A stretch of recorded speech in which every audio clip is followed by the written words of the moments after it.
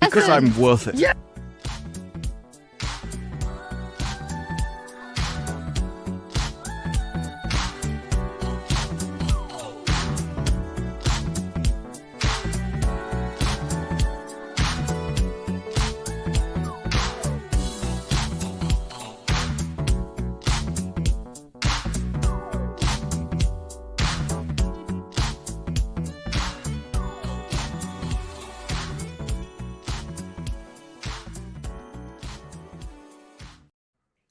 Hi. We're all back. We're all home, finally. I know. Actually, it has 2 homes, but I think people love when you stream from this one because you have that chair that everybody likes. The throne chair. The throne so to chair. speak. It looks like a Yes. throne chair with like a prison background, though. That's the thing. It's just Little bit. the painted wall. Happy, okay. We'll get you like a little plushie to put on the top of the chair. It's like you're in prison, but you also run the place, and so had some perks. I'm the madam. Yeah, it's like I can at least get a decent chair. Oh, there you go. Bond villain chair. Yeah, exactly.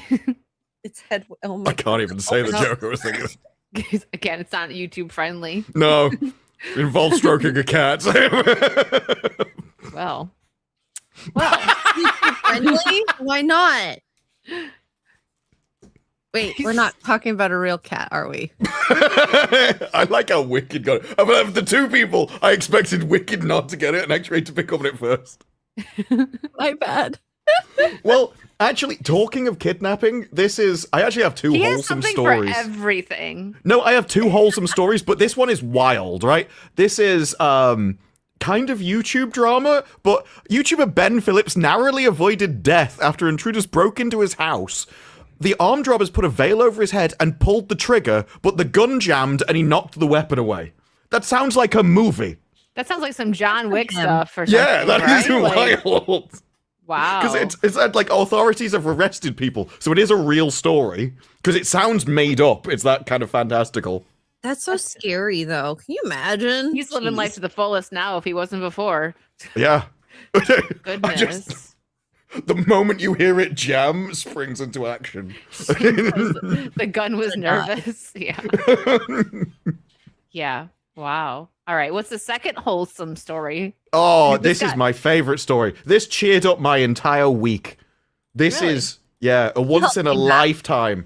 Everyone knows the odds of winning the lottery, right? How rare it is. If you get it, you're really incredibly lucky. Well, imagine a lottery winner has been unable to claim his money as he was an undocumented illegal migrant from Nigeria.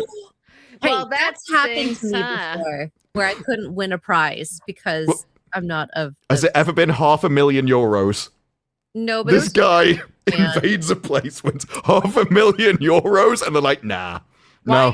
Why even like enter the lottery if you're not legal? Like, he didn't. Well, I've never heard of this before. I'm surprised they didn't make an exception for him, but it's like, no, well, can't claim it. You have to be like a citizen, because I've asked about like the Powerball. If I bought a ticket, if I would be able to win. You can't as a Canadian buying it in the States.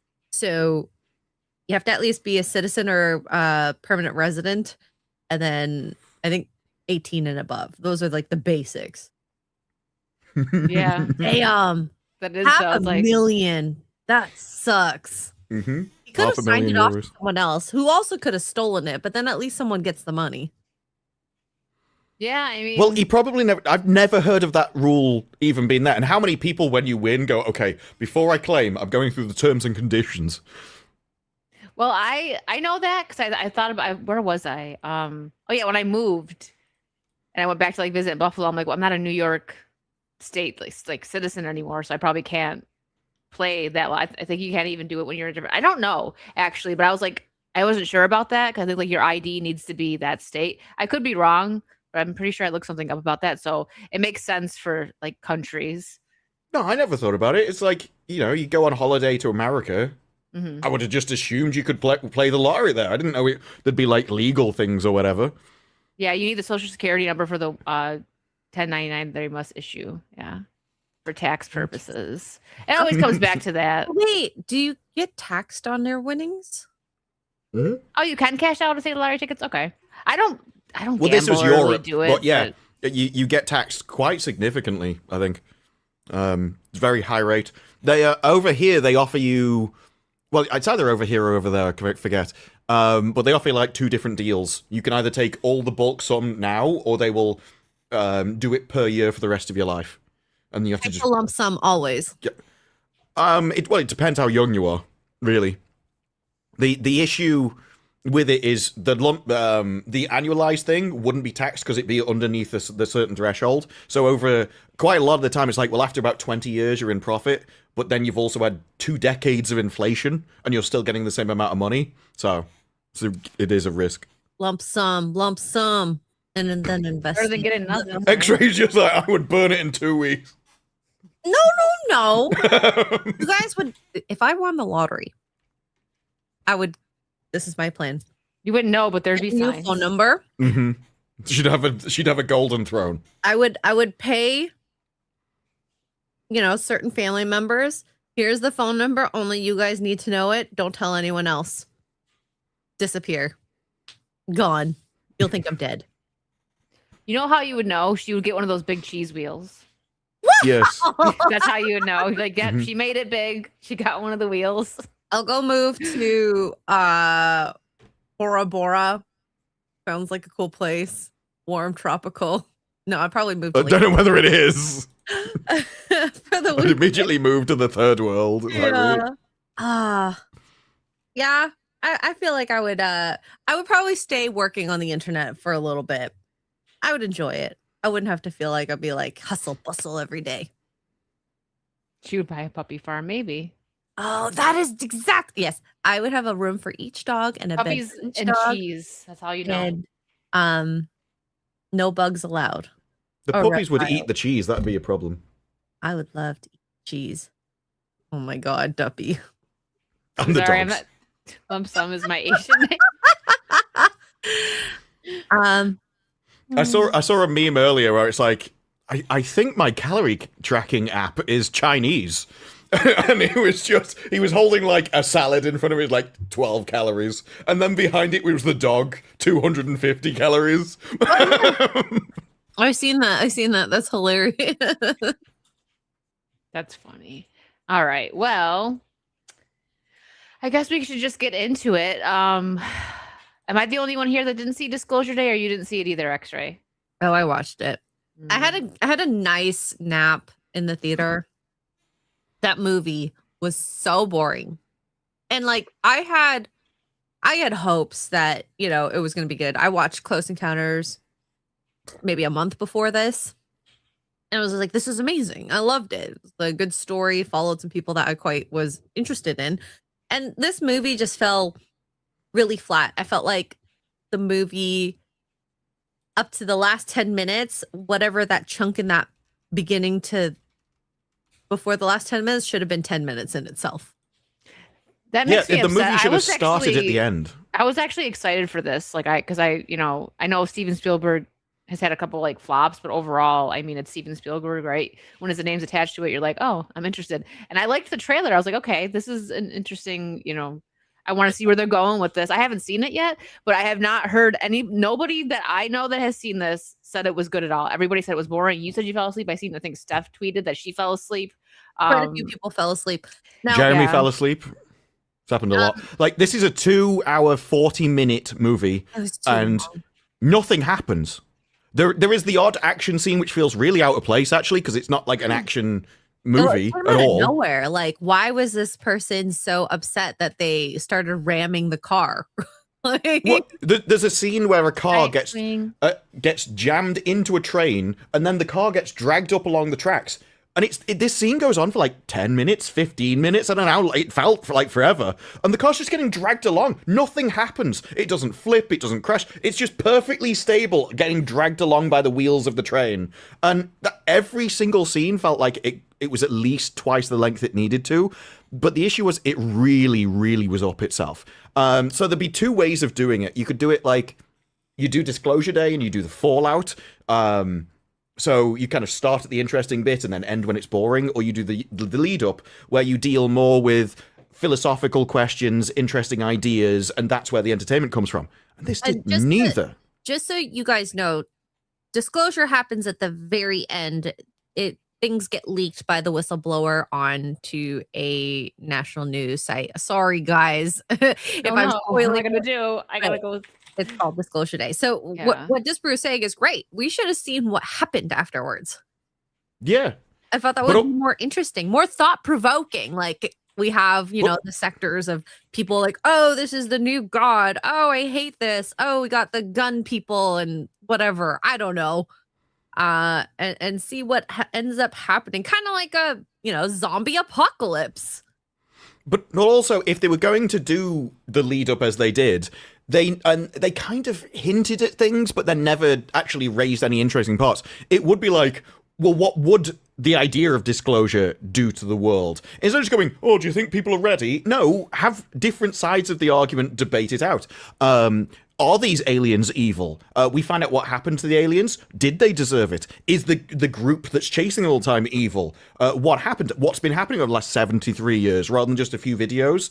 How did that happen? Why did they start doing that? There are interesting questions you could have had in the lead up to disclosure. It's just none of that was really investigated at all. No, it was suggested like, oh, at the beginning, oh, everyone needs to know this. The world needs to know. And the girl's like, but what if they're not ready to know? And okay. Yeah. And then there were questions about like Christianity. Well, what happens if aliens come, or as they say, supreme beings? What happens if you showed a Christian person a new supreme being when they're taught they are the supreme being? And then the nun goes, no, it just says of Earth. There's nothing in the Bible that contradicts aliens. Why would God make an entire universe if he's just going to make one planet? I was like, yeah, you answered your own question. It was a boring question. I don't know why you thought it was important. But this is the main actor. Now, unfortunately, there is some other behind-the-scenes footage of him, which isn't quite so complimentary. But, I think it has to be shown. But this was one of my main issues with the actor. The first thing I seen was the ears, and I was like, am I going to be rude? Yeah, exactly. Be quiet. I'd like to point out that this guy, like a year ago, was actually, he's going to be the next James Bond. And it's like, how is he going to be a secret agent? You would see him coming a mile off. He's going to blow away if the wrong gust of wind One hits. clap and he's done. Like, he's not winning any fights. He could be Dumbo, okay? He could fly. You never know. Yeah. Well, so Disclosure Day, this is what it got on Critic List. I think it even did bad on Rotten Tomatoes. I don't know. But it got decent, which I'm kind of, why does it always sign me out? Anyways, it always signs me out of this. It's mostly like bogus. There was a couple like rad and decent, right? Which gives it a bit of a higher score. Were those the people that slept through it? Yeah, right. And then Blaine, I feel like he probably, Oh, wow, that's pretty high. Bogus? 35%? Oh, I can't read it. It's so small. Oh, it is here. There we go. So he said before, before Disclosure Day's final scene, I was thinking, man, there's definitely got to be more to this, right? And at that point, it was 2 hours and 20 minutes in, and then the last scene played out. The credits began to roll, and I was like, bro, what the F? Screw this waste of time. Yeah, that is the issue. When you get to the end, you're like, why does this movie exist? What was the point of it? How did it get through script writing? Why did nobody, what is the point that you're trying to make this movie for? Because it wasn't entertaining. It didn't analyze anything. Didn't make you think of anything. It's not a badly put together movie. All the editing is really slow. The pacing's really slow. But I don't think it's Steven Spielberg's fault. I think it's all in the script and just the basic contents of the movie. I don't think any amount of editing or directing could have got you out of this hole. Just because there isn't a movie here. It's following a couple of people around for far too long doing nothing.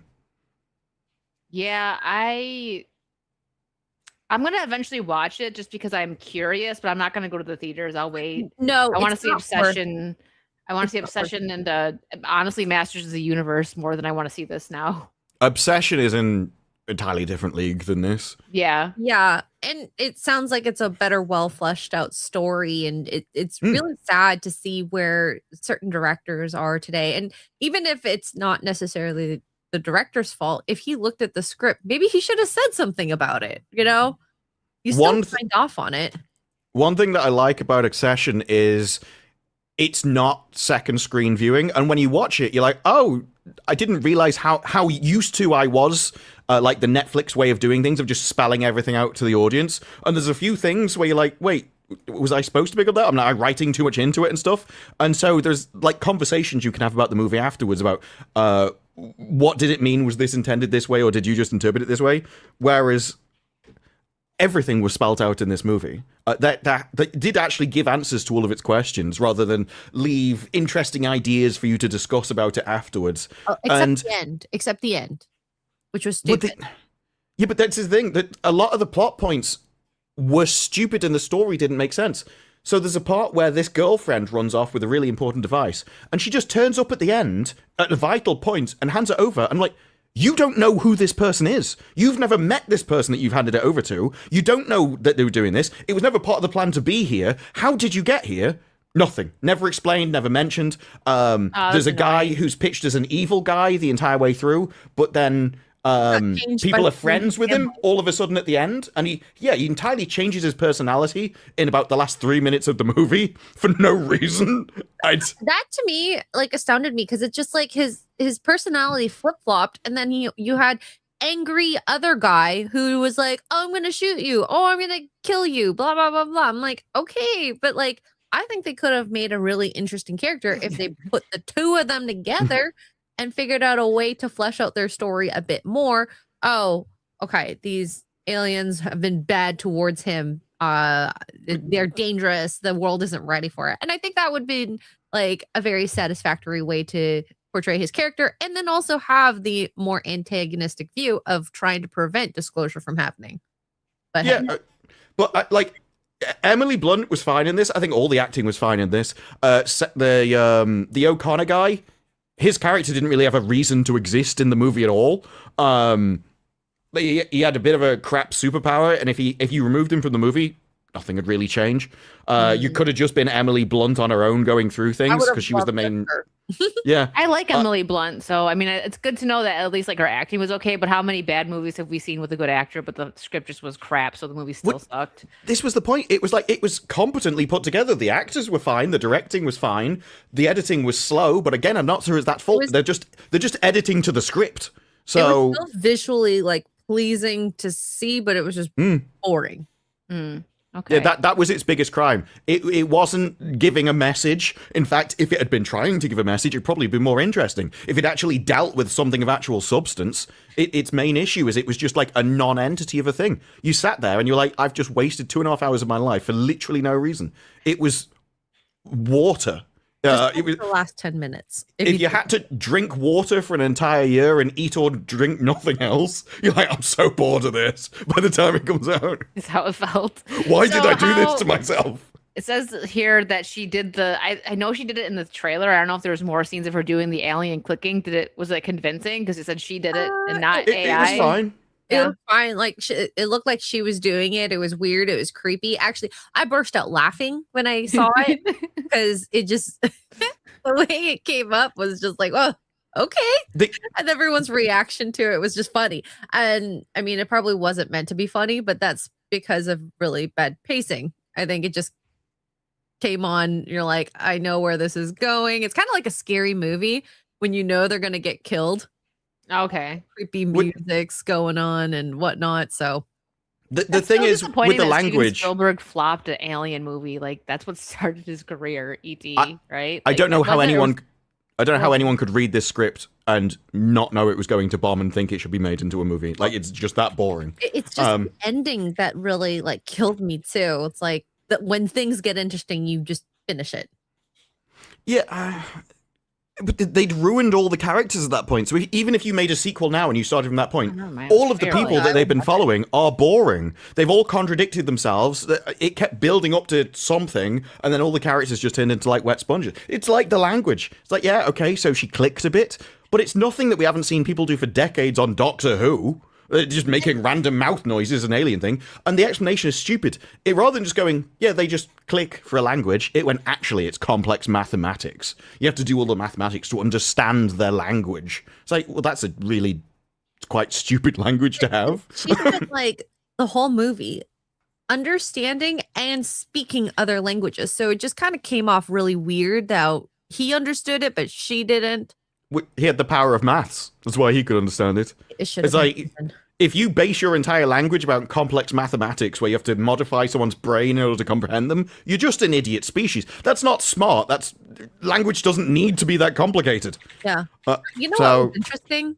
The way Project Hail Mary like let you learn how Rocky and Grace learned each other's languages and work through that. That was way more interesting than this movie. Yeah, but like you need to know basic things in an alien invasion movie. Like, are the aliens good?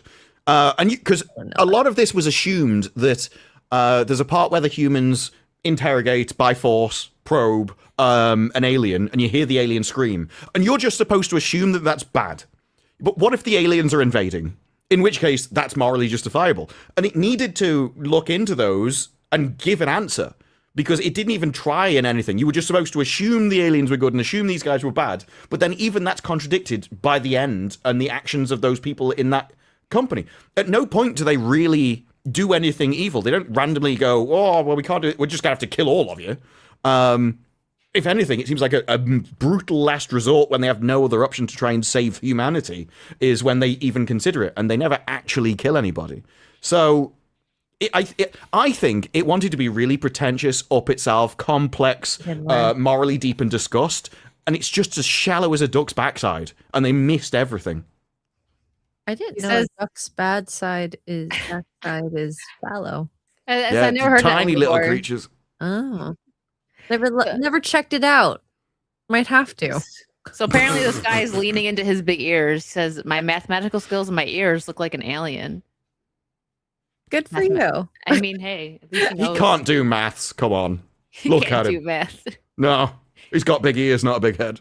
Yeah, that was it. See, there's not even that many like tweets that I had up from it. 'Cause it's all just like. Actually, I do have the one. I'll bring up Cora Black Garrett's rant. It's pretty funny. This is the thing. yeah. There isn't much to like debate about the movie or anything. Like everyone who watches it was really quite boring and slow, and it didn't do anything.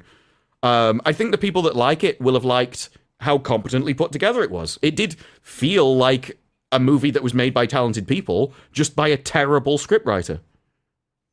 Yeah, Garrett said Disclosure Day was written by AI. I have no proof other than I watched the movie. Yeah. I mean, okay, look, I've watched Masters of the Universe, and I found that movie way more entertaining than Disclosure Day. It had a better story, someone who I was actually rooting for. And I mean, as much as Emily Blunt is probably a better actress than whoever the guy plays, forgot his name.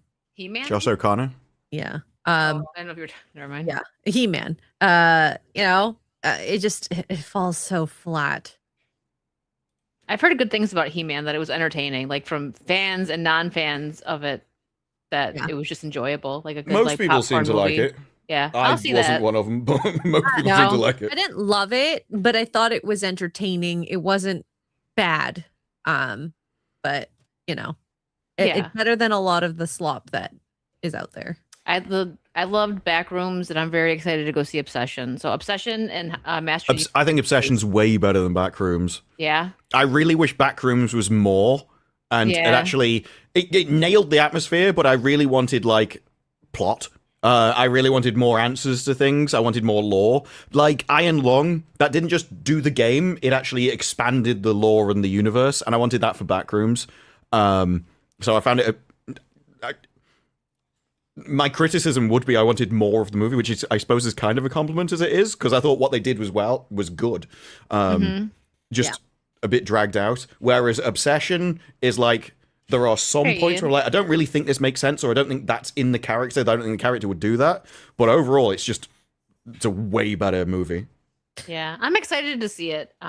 It's still going to be. I was worried that it wasn't going to still be in theaters because I didn't even know about it. It was out for probably like 2 weeks before I even like 4 weeks now. Yeah. So on its 25th day, it was breaking records for making more money than even like $1 billion movies. So the legs it's had are crazy. On its 25th day, it beat Infinity War, for what Yeah. Infinity War pulled in on its 25th. We'll pull up the numbers for that in a minute. I'll catch up on supers real quick first, and then we will we'll jump into Obsession. In general, like it's not too many movies has had an upward trend that it has had throughout the weeks. No, most movies drop off after the first week, which is what I've seen, at least once I started kind of tracking the box office lately. Never ever see like 25, then 26 or 27, and then up another week, and it just slightly petered down that fourth week. So, but that just shows like word of mouth. People are saying they love it. It's not like they had to throw a bunch of money in, pushing the film and marketing it. Yeah, absolutely. So in this, you have the caveat, obviously, that Avengers Endgame, loads of people saw it in the first weekend, and so it burnt through its audience faster, which is probably why it did it. But yeah, it made more in its 25th day at the domestic box office than some of the highest grossing films of all time. Like The Force Awakens, Avengers Endgame, Spider-Man No Way Home. Wow. Like right here, it Top says Gun that Maverick. out of like it's now one of the top 10 highest grossing horror movies of all time. Number one is It, which made 328.8 million. But then you go down, it even beat Us, which I didn't see Us. It's right under Get Out. Obsession is number 9, and it's got 175.6 million, and Get Out has 175.8. So Obsession could still move up, especially if it's staying in theaters for like another couple weeks, which I think I think they'll keep extending it. I mean, look at this. So on the 25th day, it beat Avatar, Titanic, Black Panther, Jurassic World, Inside Out 2, and Deadpool and Wolverine. Wow, so that's a lot. Its legs actually are ridiculous compared to everything else. I think it's just a good word of mouth, and because it's just like it feels like such a slow burn where more people talk about it, and look where we are. It's kind of like what was that TV show, the Korean one? Not Squid Game. It came out, and then obviously a lot of people watched it, and then because of COVID, we're bored at home. What do? We watch a show that has a lot of good verbal reviews.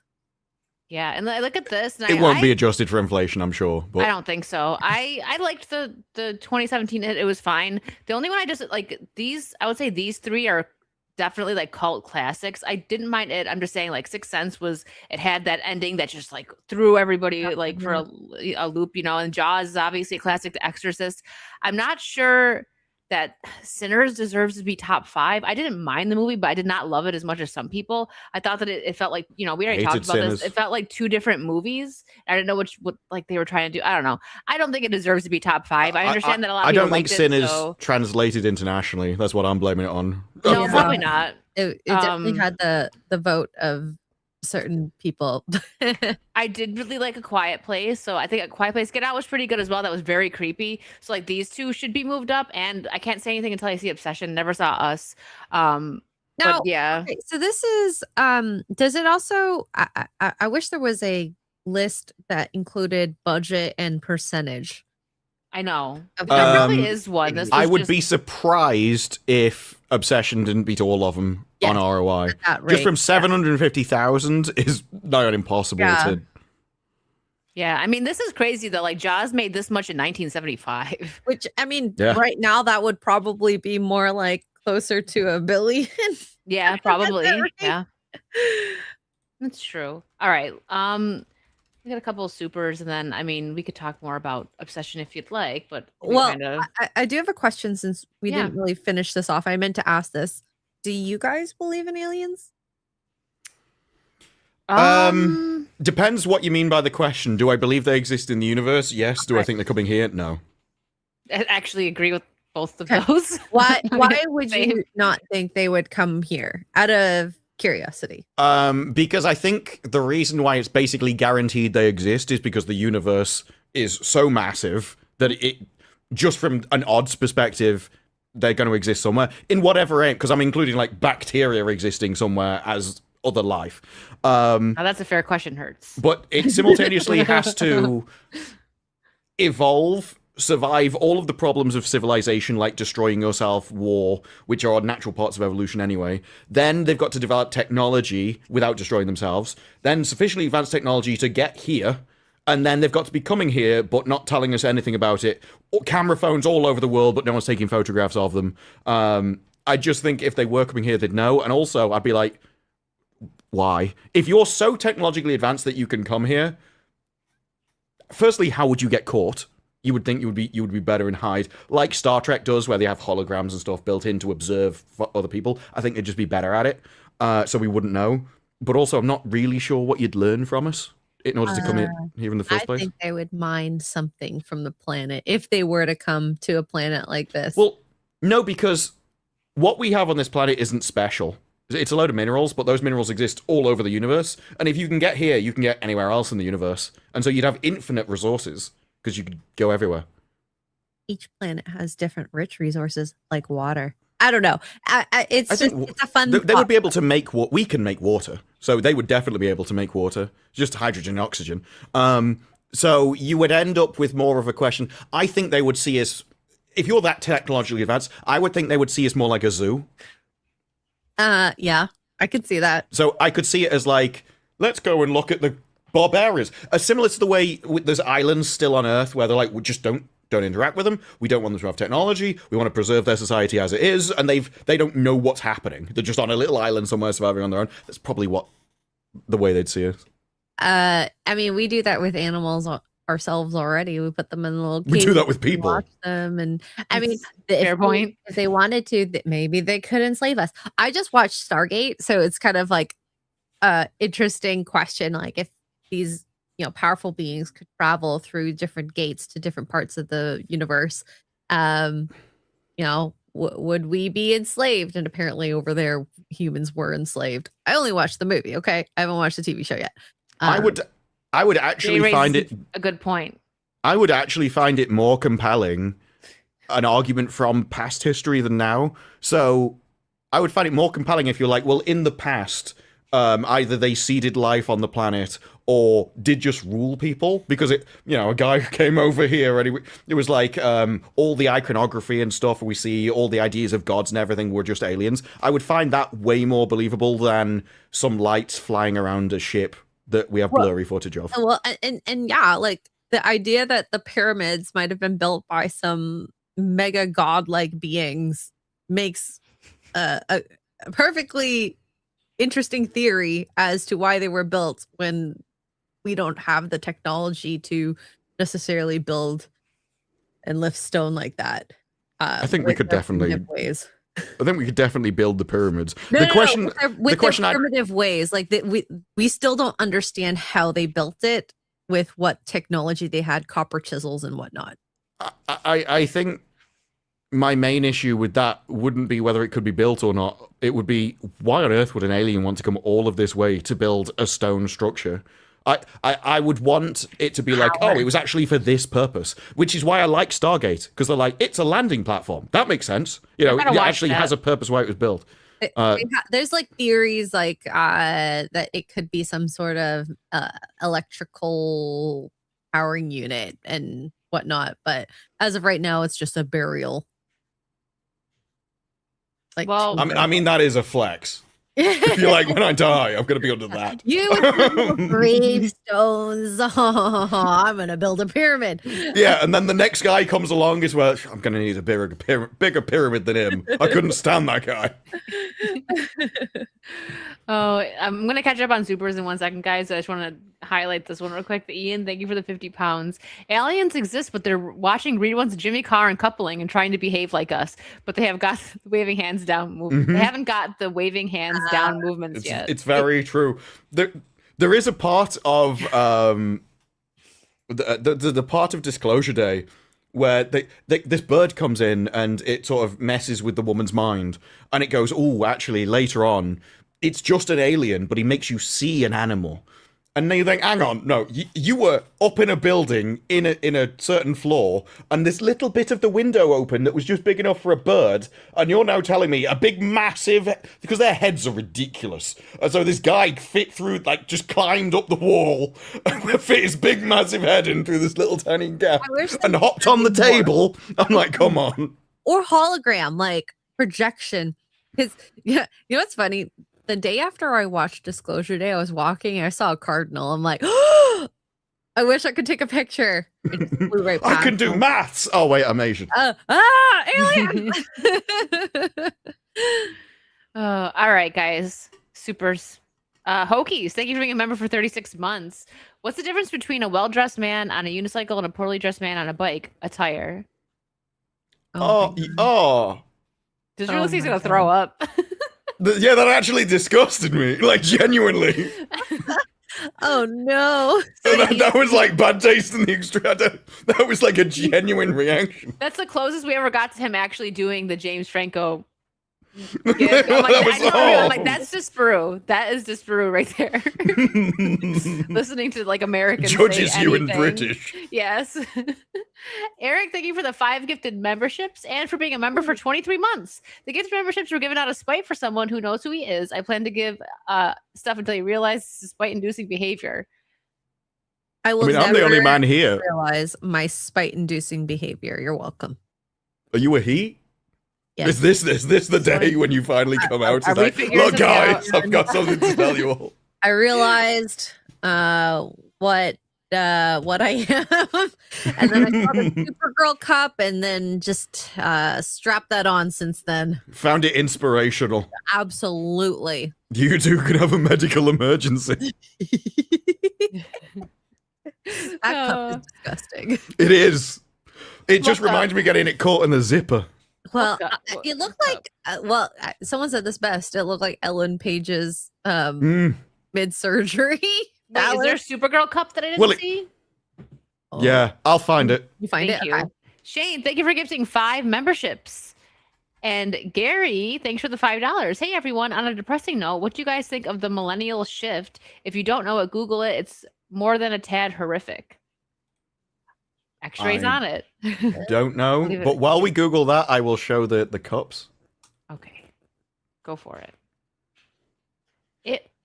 What? Yeah. Okay. Gross jokes Wicked, aside. that Wicked looks- is still trying to work out what it is. Listen, like the gross jokes aside, that looks like some kid like took putty and stuck it on their mom's like coffee cup or something. Like that looks so bad. Well, it's the clash of the because we already know, right? She's not using the outfit for nearly the entire movie. She's going to be in that blondie t-shirt and jacket. So I think they knew they couldn't just put her in a proper cape thing. Although I think there is a version of this in the fall with a cape, but also her other jacket. And so they're like, well, let's do a hybrid so we're not really lying to the people, and it just ends up looking horrific. There was a theory that you should give all of your marketing to a 13-year-old boy just so he can check it for things that you shouldn't be putting in marketing. And this is one of them. One of them. Every single person would have spied what this is. Guys, Dan. I really do think this is the way you make Supergirl better. You sell these cups so that people can enjoy themselves. Well, it reminds me of, I've always, I'm going to have to find the I'm picture. the one that asked, so That's true. That's true. I So asked. there are some things where you need someone to double check your marketing. And this was another one. This happened to Levi's. Uh-oh. What? Yeah. Penis. Built strong penis. Levi's really should have had that font run through some kind of 13-year-old boy to see if it's like, I can see something you've missed here. I want a penis shirt. You better be careful because you're gonna get one Bip. sent to your throat. Built strong. Chris Gore already gave me a penis shirt. So It even Oh, says okay. crafted with pride underneath. yeah. Just so that you know, the millennial shift is the generational transition where millennials comprise a dominant portion of the workforce. So we're the So- majority now. So what was the chat? Because I don't remember. it got taken off the screen. Hold on. So it was something about the millennial shift, which is men millennials do it. It is That a it's genuine effect depressing. that when a certain it's depressing the millennial shift. Why? Yeah. Because you're just getting old, or because the effect it's having on the workplace? There's maybe loads a of little bit things of which are both. affecting that. Yeah. Various demographics, nationalities, all of that affects various different things when they hit a certain percentage. Well, the thing that I am afraid of as of right now is with the older generation getting to a more like an age where medical is more expensive, with a larger population, and then not enough old folks homes to deal with that. All right. So on a depressing note, what do you guys think of the millennial shift? If you don't know, Google is more than a tad horrific. If that's what you meant, Gary, I don't 100% know if I got it right then. You may have, but I think Disbrew hit it that it's either like that's what's happening in the workforce and that the millennials are just now getting old. Yeah. Maybe that's it, Shane. Justin Martin, thanks for the yeah. Thank you for the 5. Finally got my veterinary license last week. Cat came in the other day and said meow. I said, I know, but where does it hurt? This Bruce didn't even catch that one. Sorry, I'm split between topics. Finally got my veterinary license. Okay. Oh, this is like there was Joe. I think it was Joe Pasquale over here had a joke like that before, and he was like, I went to the doctors and I said, look, when I do that, it hurts. When I do that, it hurts. When I do that, oh, it really hurts. And doc said, do you mind if I ever go? And he went, look, I'm a nice fella. I thought, I don't know what that'll do, but I'll let you. He went, do that? Does it hurt? No. Do that? Does it hurt? No. He went, if I do that, does it hurt? He went, no. You've broken your finger then. It's true. He's like, I'm gonna one up this joke right now. It's a similar thing. Michael, thank you for the Canadian 5. Actually, we live in Canada. It comes in a single payment and is tax-free. That's what I thought. So that's was like, it makes no sense. But then again, different country. Yeah. So with taxes, the reason why you do have it over the years is to avoid this like 60% tax or whatever it is. So I have Googled the millennial shift, and it's different people seem to be using it in different ways. Oh, so I might have found one definition then. What's Yeah, the other it's- definition? It's always to do with millennials, but it can be a millennial shift in, and then there's a topic. So like in gender differences, in workplace culture, in literally SA, there's lots of different things. Their voting powers. So it depends on what you're referring to. Oh. Mark of Reality, thank you for the 5. I missed Disclosure Day. I heard bad things, so I decided to let you guys go see it first and let me know if I should see it. Well, No. you got your answer. Wait for it to go on What- streaming if you're curious, because that's what I'm gonna do. I don't even think I'm gonna take the time to sail the high seas for it. I only do that if there's something I don't care to like go to the theaters to see, but we're gonna review it. That's really the only time I do that. You can literally and happily wait for Disclosure Day until streaming, and then you will want to watch it on a faster speed, and then you will still be disappointed. So you definitely don't pay for it. Out of everything I've seen over the last couple of months, that's the worst. It would be in the running for worst movie of the year if The Bride didn't exist. But that'll be worse. But yeah, out of He-Man, The Backrooms, Obsession, and I think there was one other movie that I saw. It's easily the worst out of all of them. So you've got plenty to choose from. Oh, here we go. I'll catch up on the other supers, but because we were just talking about this, Gary, thank you for the 10. You didn't have to super chat to clarify for us. So TLDR for the shift, male sexual corrosion in declining coercion. Oh, sorry, in declining among millennials. Female coercion is rising and now exceeds current male rates in many areas, as well as past male rates of previous generations.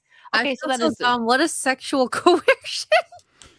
Well, it's a weird thing where feminists have been using it in the sense of if you come on to a woman and she goes no, and then you just convince her, they've now redefined that as abuse rather than you just being convincing. Manipulating. Okay, a lot of I know people have reported that as SA now, right?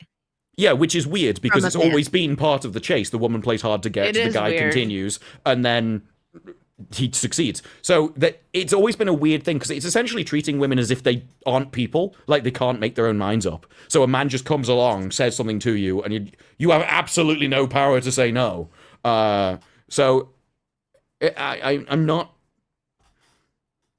The thing is about like coercion. You like.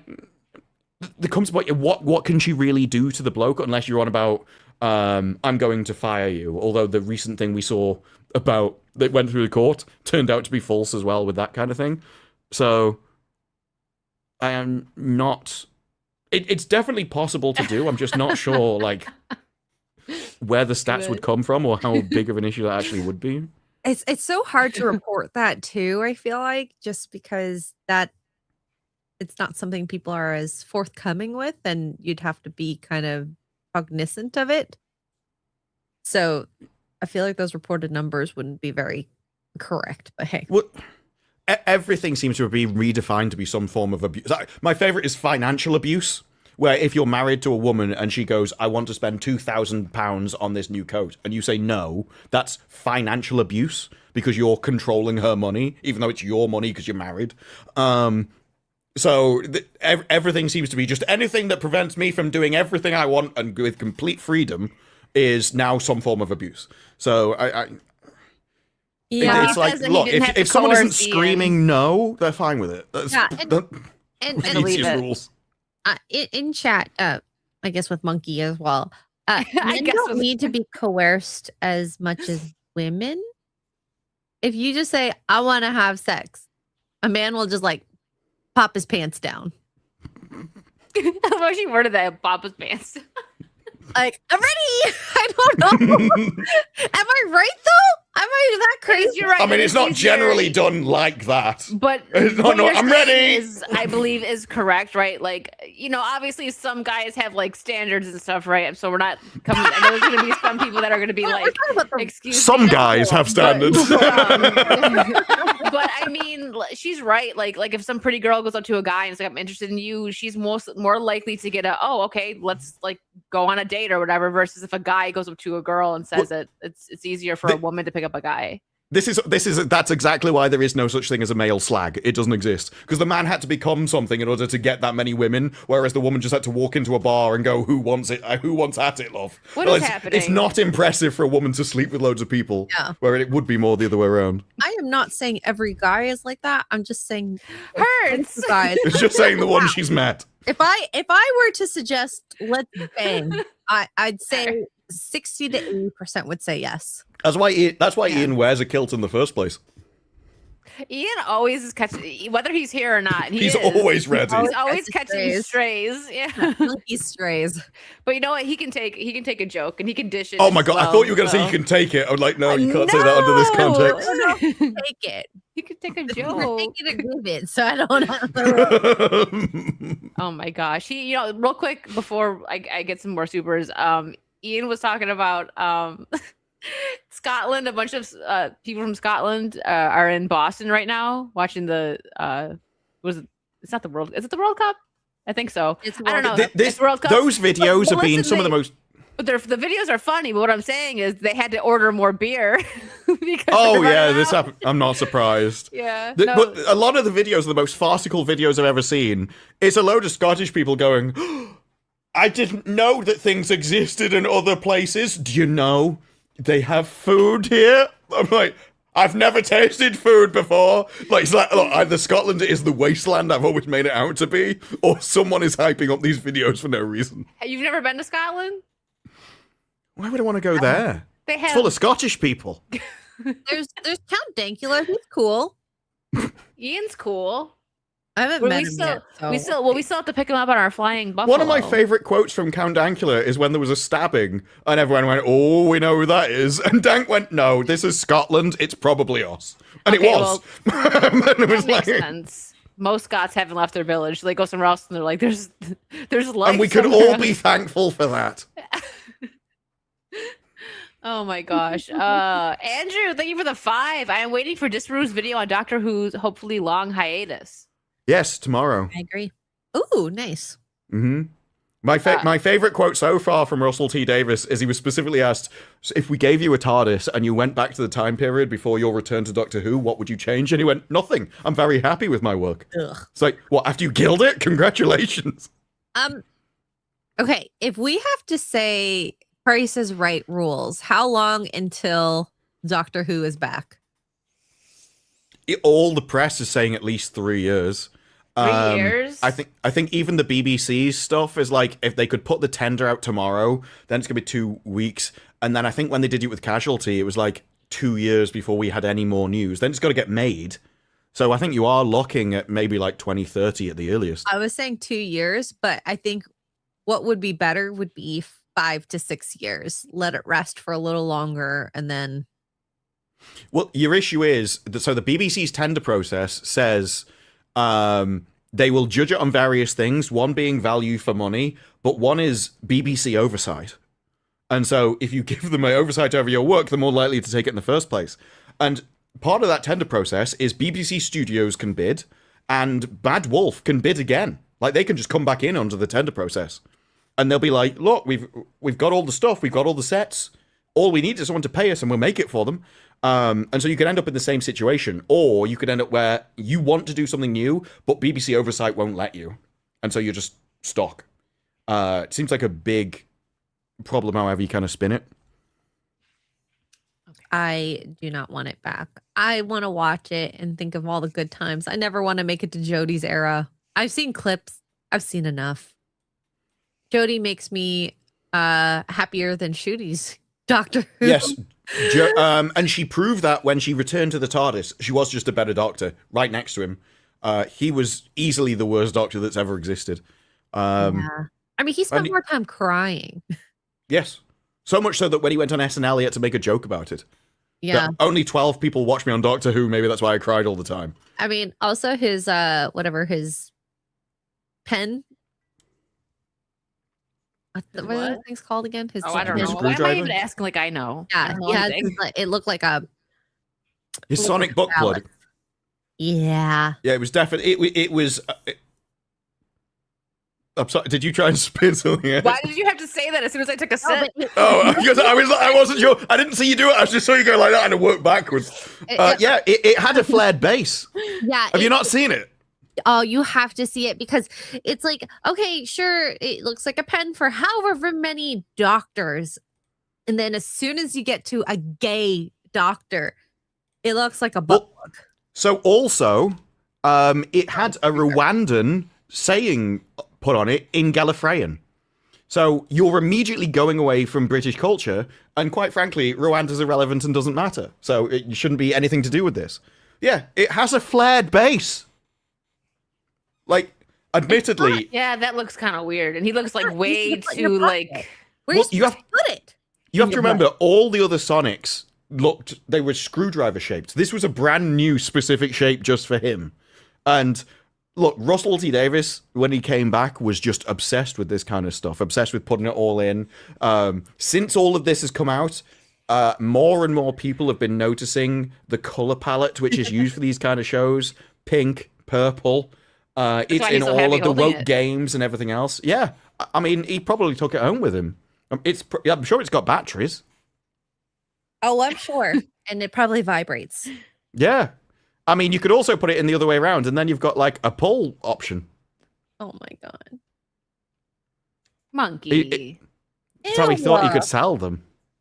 I would not let him share it. These three are so bad in chat. Hurts so hard. It's a Sonic one, I'm sure it does. You know what? It's double-ended. I bet you the boys use it that way. Yeah, I mean, look, it depends how sort of enthusiastic and optimistic you are that day. You get to choose. Well, on that note, Bobo Yogi, thank you for the It was funny when I said Bobo. And I looked over at Wicked and you're like... Yeah, I took a sip and as soon as you said it, I'm like, don't. Keyboard's right here. Don't do that. Fun fact, we're seeing the universe trees. Yeah. I mean, they are. I mean, as opposed to what? Like, Elton John is way rarer than trees. What if they were trying to mine our souls? Can you imagine? That'd be freaky. Well, then they would be aliens instead of aliens. I actually think one of the best things was, what was it? The Children of Earth in Doctor Who. I don't know if you've seen that one.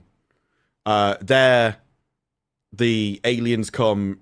Spoilers! The reason they come is because they want to use the children as, like, drugs. So they make them high. So they strap these children to them, and they, off their hormones and their chemicals, gives them a high. And so they get given some earlier on in Earth, and then later on, they come back and want half of the planet. Like half of the children of Earth. And so that's why Torch would fight them off. And a reason like that is a way better reason for, like, why? Because that's one thing you have to ask. If the aliens are coming to Earth, why? What is it about us they want? Special reason. Boys. Well, I know a lot of people have a theory because a lot of nuclear areas tend to have a lot of UFO sightings. So That Yep. could be something else. Watching out for if we do something big and bad with nuclear power. I mean, it could be used as a weapon. Who knows? If you've got the technology to travel through the universe, which means you've mastered faster than light travel, then nuclear power is nothing to you. You would have needed to advance way beyond that. So unless nuclear power is like the key to something, or I actually think a more realistic thing than that, if they are visiting Earth, would be I'd be more willing to believe like parallel dimensions. So you could argue that maybe nuclear power allows like some kind of weakening between the things. I think that would be more likely if that was the case. Yeah. Hold on, I was going to bring something up here. Where'd it go? Captain for 2 says it is more likely we would find the aliens. I don't know. I kind of agree with this Baru on like if they were here, we probably just like wouldn't know. I think you said that, did you? Like, I mean it could also be like the government trying to hide a lot of this stuff, and with the age of cameras, it's kind of hard to hide it these days. I think that's the most realistic situation. It's just military testing. So for instance, they were like, well, this thing flew past us really fast and it wasn't on radar. And it's like, yeah, well, now we know America has the stealth bomber. And then it's like, oh, this thing was traveling around and changing direction really fast. And it's like, well, now we know drones can do that. So you could just have a bigger drone. And I think there was, I can't remember where it was, but there was a situation where cows get found in fields and they would have their organs removed and all of the bones in their bodies would be broken. And people were like, is this aliens? What is this? It turns out a military base was experimenting on them to test out what radiation did to them. And so they were irradiating these cows, taking out the organs so they could test them, and then dropping them from helicopters into the field so no one knew they'd been testing them. And it's like, I think a lot of things, especially when you find out more about what... From helicopters, that seems so silly. They just dropped him back in the field. Well, because again, it causes a weird story, right? And if you want secret military tests, sort of weird misinformation and, I don't really know what's going on here, is actually greater cover for you. And we know that the American military has tested things on their own population. I can't remember what it's called, but there was a time where they just released spores across the country because they wanted to see, I think it was like testing the distribution paths of the wind if someone was going to release a biochemical weapon. And then it turned out it had loads of side effects on the population as it spread across the country. It's alien jizz. Kidding. Well, I mean, they must have extracted a lot of it. There were some no wonder they came back. Those were some very happy aliens. Those alien probes are effective. Cutie Gatwa can guarantee. There's a reason why he had to leave because his knees were hurting. That sonic butt plug is a... Yeah, I don't know what's happening on the stream today, guys, but you're welcome for all the clips, mongoose. You are right. Do you remember especially Wicked's spit take about butts? What? That conversation about butts. It's not Dan's fault. It's actually my fault. It's not. She's been the culprit the whole time. We've just been blaming Dan. Sorry, Look Dan. There's women blaming a man. We're awful. It was one of the first things that happened. Like, before he arrived, you're like, he's probably going to talk about poo. And then you came back, you went, did he talk about poo? When he's here, nothing. Not a single comment. And yet either side of him, it was like, you both brought it up.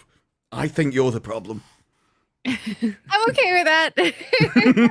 Well, whoopsies. Oopsie poopsie. So officially, which I'm surprised has happened. Ew. Ew, mongoose. I wasn't looking at chat and I thought Disparu just said that and I was like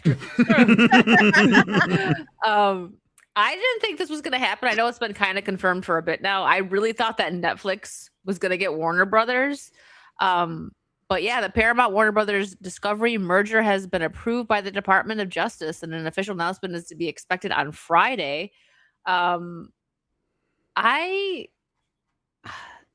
don't know which one would have been worse or better to get it right, because I mean Paramount has some good stuff, they got some crappy stuff, Netflix has some good stuff and they've got some crappy stuff, so I think it's kind of, to me, like it didn't really matter who got it, in my opinion.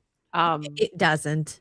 I would have preferred, I know not everyone agreed with this, but this is also me because I love theme parks. I wanted like Universal to get it because they weren't even in the running. They weren't. No. But like when people were talking about like who would you like to get it, I would have liked for them to try to put it in because they already have some. They have like the Marvel area at like the Universal Orlando, and so it'd be kind of cool to like have Marvel and DC. I don't know, stuff like So that. This is where my mind was at. But also, I don't know any company like creating movies and TV shows wise who I would want to have it. But to be fair, Warner Brothers has been kind of like crap lately as well. So there is a difference between them. So back in the time when Netflix were there, you had, is it Sarandos, was saying, no, we're going to have 45-day windows for the movies. We're all about the movies. Look, we're a changing company. If we do this, of course we're going to continue releasing the movies. And then recently, Netflix's film boss has said, yeah, there's a group of filmmakers that still want theatrical, but we've accepted they just won't work with us anymore. One mistake I made when I first joined the company was filmmakers always said to me, please tell me the truth. So I told them the truth. They didn't want to hear it. So now I'm learning better to read people. When they want to tell me the truth, I rephrase it so we can be productive. In other words, he lies to them. But the fact that they're just... Well, yeah, but as he's saying, there's a group of people who just want theatrical, and so we won't work with them. You're saying we're not going to give you theatrical, which means all of the stuff they were saying before during the merger was also not true. So if you do want more movies in the cinema, Netflix were not the people. Yeah. They're just not interested in that kind of thing. Whether who's gonna make better entertainment, I don't know, because I think the products on Netflix which are the best are the ones they didn't have anything to do with. They just bought off other people. So at the same time, you have Alice doing the same thing. He hasn't really shown that he's doing anything. He still hasn't sorted out Star Trek. They've had that for ages. They haven't made a decision on that yet. So I'll believe it when I see it, to be honest. Well, we'll see what happens. Like I said, it's almost like, could it really get worse? I'm sure it always can, but... Well, there was this comment from a guy in California. Governmental account. Attorney General in California. The merger for Warner Brothers and Paramount is not a done deal and remains under investigation by my office. All right, so Rob. it's also being investigated by my bathroom. I'm not sure what the bath's doing, but the wall tiles still have some leads. Then we found out that his kitchen is monitoring the situation. So I think we've got all the buildings definitely involved sorting out what the problem is. I'm just making sandwiches in mine. I don't do any investigations. Dang. So what is he doing? Oh, Attorney General. He's the Attorney General. I just love the fact that there's just some guy in California where the country has gone, yeah, it's fine. And he's like, no, I'm going to use my tiny little amount of power that I have in this little state over here, and I'm going to overrule an international agreement and an international merger for billions of dollars. It's like, but you're also irrelevant and you don't matter, so I think it's fine. This is such a California cope. They think they're bigger than they are. Mm-hmm. He's been around Hollywood too much, I think. The only place he's bigger than he thinks he is his waistline. Oh, yeah. Okay. I didn't know where we were going with that. I wouldn't compliment him. Oh, my goodness. Well, Hokies, thank you for the 10. If Elon is not Bond, the aliens will attack and destroy us. Oh, And, Elon. What, yes. you want to be Bond? Haven't you heard? He's pretty much going to be Bond, I think. I mean, there's been so many petitions, so many super chats. Like, it's out there. And like Daniel Craig, he's used to wearing a skirt. Yeah. Can we what happened to him again? He got like whipped in the balls. Ian? No, Daniel Craig. Oh yeah, that was in his movies, but I don't know whether he requested that be added into the script. I mean, Ian might have, I don't know, you know. What he gets up to in his spare time is his business. I missed some of the Ian lore. But there was also, Spielberg came out this week and said, you know, I used to request to do Bond films and he always said no, and now if they came back and asked me, I would tell them you can't afford me. Well, after Disclosure Day, no one's going to be asking you to do anything, so I think you can rest easy on that account. But it is like, what would a Spielberg Bond movie be? It would just be James Bond fights dinosaurs and aliens. Those are the main parts of his career. It's just aliens are invading with dinosaurs. Oh my god, that would be fun. Aliens versus dinosaurs. Who would win? With Aliens James Bond. with James And Bond. I would want, I'm still pushing this idea because I think it's amazing, Warwick Davis as James Bond on a Segway versus dinosaurs versus aliens. Oh my gosh, there was. I wish I had it, but maybe someone else seen it. There was a reel I seen on Instagram. And Warwick Davis, like when he goes to conventions, or at least at this particular convention, he just had a scooter and zoomed through. Yeah. It's like he didn't want to talk to anybody, which I get that, right? And someone was like, it was a grown man, was like, it's so cute. And people are like, I don't think he wants you to call him so cute. He's like, I don't care. It was cute. No, he goes round, he was with his son eating ice cream on a Segway, and the only thing I think of is you would make a great James Bond. Like a parody of James Bond, but still, look, if we can't get a parody, I will settle for him as James Bond. Oh my god, better than what we might get. Austin Powers, but like an actual Austin Powers movie. I miss those. Well, did you I see know. Daniel Craig that blamed Austin Powers for why James Bond had to change? We had to get rid of the gadgets and the jokes because Austin Powers did it, and no one would take it seriously after that. I'm like, no, you're just a hack. You were the one that said you didn't like the gadgets and the jokes, and you wanted to be taken seriously as an actor, as you said that in your dress. The gadgets are what makes it happen. It It's actually James Bond, pushes yeah. the story through with some of the coolest action scenes. Right, like any spy movie, the gadgets are awesome. My favorite was the gum in Mission Impossible. The gum, why they like came out. Red light, stuck in my green mind. light. Oh, speaking of Bond, I just was sent the VHS collection of Pierce Brosnan's James Bond movies. I'm like, do you have a player? In a TV, yeah, like one of those little TVs. I have it in my room. It's like I'd like to watch movies on there when I unplug. I also have my 64 hooked up in there too. Like when I just like put the phone down or even turn it off and I have no like modern technology in the room and I'm just chilling watching like a Disney movie or something. Like when I put the first one I watched when I got it, shout out Mo for giving me the TV. I put the Little Mermaid in and it like, yeah, that's it. It like, I don't know. It was a different vibe. It was very chill. It made me feel like I was a kid again. How can you not watch this and think of James Bond? I have an even better. Warwick Davis as James Bond versus aliens versus dinosaurs versus Godzilla. We need all of them in a movie. Just everything. He versus Jason Statham. Oh, he's got to be in it. He's got to be in it. That's the perfect addition to that. I would go see that. Like, I'm ready. Like a funny Jason Statham kidnaps Warwick Davis. Like we've already got Jason Statham stole my bike. Now we're gonna have Jason Statham kidnaps Warwick Davis. Warwick Davis is the key to everything. I think he can make anything better on his Segway. He has to be on a Segway. Put the James Bond theme over that. Unfortunately, then we get hit for copyright. So it's true, but we can still see it on X and laugh. Yeah. And Pookie, I mean, the advantage for Warwick is that he just buys a small ice cream, but to him, it's a full size one. I was gonna say, is that how it looks when I get one scoop of ice cream? Yeah. Yeah. It just gets handed to you and like, thank you. Thanks. Oh, this is gonna take a while.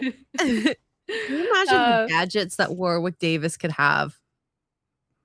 Yeah. To overcome height. Yeah, because to them, it's like, this is a miniaturized explosive. It's like, okay, thank you. Pokey, thank you for the 10. There should be a parody of Disclosure Day, and the world is apathetic to the announcement, and government and aliens spend the rest of the movie trying to convince people they are a big deal. That's what would happen now. Okay, sorry, but Magnum Norse.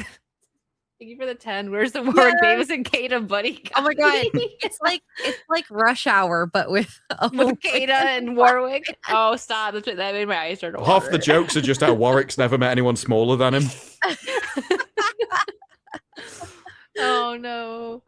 Oh my gosh. Thrud, thank you for your member for 12 months, 1 year. The Supergirl Cup looks like FB after he lost weight in Austin Powers. Oh, fat. Okay. That bastard. I was thinking more body. Get in my belly. Oh my gosh. I miss Austin Powers. Those couldn't be made now. If they made it now, it wouldn't be nearly as offensive, which wouldn't be good. The point was to be offensive and be equally offensive to all races, genders, and sizes. It was great. And the Molly. And the funny thing is like they didn't even have to exaggerate that much, like with the funny names of like you know, Yeah. Ivana helped a lot. You know, like it was actually Octopussy. I mean, it was the name of a movie. yeah. What was it? Mark, Sort of like Amanda on a top or something, and she literally killed people with her thighs. Yeah, and the titty guns. Oh my gosh, when him and Vanessa are on their honeymoon, he's like, how did I miss those, baby? Because he's got the guns in her nipples. Oh my gosh. Market Reality, thank you for the 2. Does the Supergirl cup vibrate? Are you asking for a friend? You have to get the upgrade, you know. Yeah. Yeah. Yep. Ian, thank you for the 50 pounds. Oh, this is for Monkey, not coerce, lure. Oh, are you luring Monkey? and then Monkey says to Ian for 2, you are pretty alluring. Boys, get a room. Well, they do Okay. the chat. They got the chat. Imagine them in a room together. That's probably true. I had to Google like the double entendres, and we had Pussy Galore, obviously. she's got it everywhere, right? Dr. Holly Goodhead. And this is in regular James Bond. This is James Bond, yeah. Xenia on a top, that was the one. Plenty O'Toole. Oh my god. Fatima Blush. Should have been Bush. I need more of the double entendres. It's going into other names now. He's very into it. Yes, we must. Yeah, is that how it was? I think that might have been how it was spelled. A lot of vagina. Thank you for the 5 megadoors. Don't worry, guys. I'm catching up. Just trying to stay on topic. Honey Rider. Chew Me. Stephanie Broadchest. Wow. We got him. Oh, stop. Ew, the coffee. It does taste a bit nutty. No, the worst part about that was when he's like, this coffee tastes like crap. And he's like, well, it is. And he's like, oh, it's not just me then. And he goes to take another sip. Oh my gosh, those are due for a rewatch, actually. It was Stephanie Broadchest. That's going to be Steph's new nickname Yes, now. and yes. This is what the AI says. It actually gives the explanation of a joke alias suggesting that she had large breasts. I'm like, thank you AI. Clarification. I couldn't have figured that out on my own. No, it was beyond me, to be honest. I love the videos, like shorts and reels of people like asking a question and it's like Google's like in the background trying to answer for you and AI is just like in the way. Now you can't even like just ask Google. That's a good idea, Mongoose. We have Princess Bride first, but maybe an Austin Powers watch party soon. Also, under Plenty O'Toole, it says a double pun referring to both female anatomy and suggestive of a male appendage. Wow. Thank you, Google AI. Mm-hmm. Had no idea. We broke them. Dying. What did you find? I've just read the one for Holly Goodhead. Please what is read it. Yeah, I think chat would like to know. Share with the class, please. A cheeky reference to oral. Okay. Wow. Well, you know, probably the cleanest way you could say that, actually. So. And Pussy Galore was a direct nod to female anatomy or slang for a large amount of adult favors. Well, yep. If you're new here, welcome to Saucy. It's very possible here. Google did it. It was the Google AI. I am not responsible. Okay. If we were to have Bond names, because I think this kind of would be fun, what would our Bond names be? Chat, name us. Please. Oh God. It's gonna be really bad. We're gonna get called Bondy McBondface. Okay, that might be just for We'll highlight the best one. Assuming it's allowed to be shown. Yeah, that's true. I mean, if it's really bad, AI. If it's really bad, it won't even get through. Yeah, if it's really bad, we'll Google it and then we will give the description that Google translates it to. Nothing with blue waffles, please. Okay. No, yeah, please no. Well, chat does that. I'll get the supers. Jacob Joseph, thanks for being a member for 5 months. Extra, you are correct. Women date who they want, men date who they can. Women are the dating selectors in society. Yeah. I would say sex. Yeah. But dating is actually completely reversed now. Men don't want to date. They actually end up a lot of women are trying to seek out people to date, but they only want to date the top, let's say 5-10%. Yeah, but it's so that's not the men, that's still the women. Yeah, and so they actually can't find people to date that they want. This is why you will find like there's a lot of talk about how younger men are going for older women now, and that is simply because they're the only ones they can get, basically.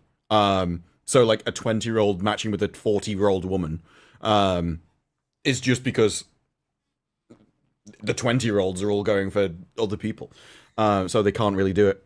It's because how on earth is a 20-year-old man supposed to compete with a 30-year-old man who's been in 10 years in a career and has like a house and a car, you know?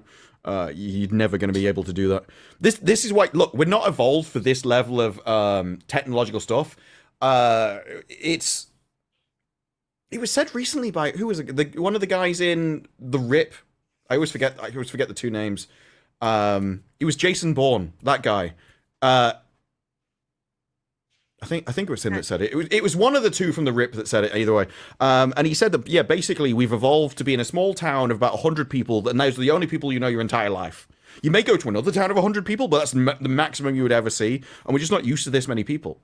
And you're so talking now about you Matt have Damon, by the way. Sorry, I didn't want to cut you off. Yeah, so I think it was in like a Joe Rogan interview, and he said that essentially all of social media, you have loads of stuff, so all of your instincts is down for 100 people. Yeah, you can get the best person you can get out of 100 people, but your biology never needed to limit that before, and so now you can have that for the entire world. Now you've got the infinite selection of 7 billion people to choose from, and so you always feel as if you've got all of the choice in the world, and you don't. Eventually, you will just run out of time before you get through those 7 billion people. And you're supposed to be with it at 20. And now we go to 20-year-olds and go, you're far too young, you shouldn't be doing that. What do you mean? Lady G's spoken on that before. So,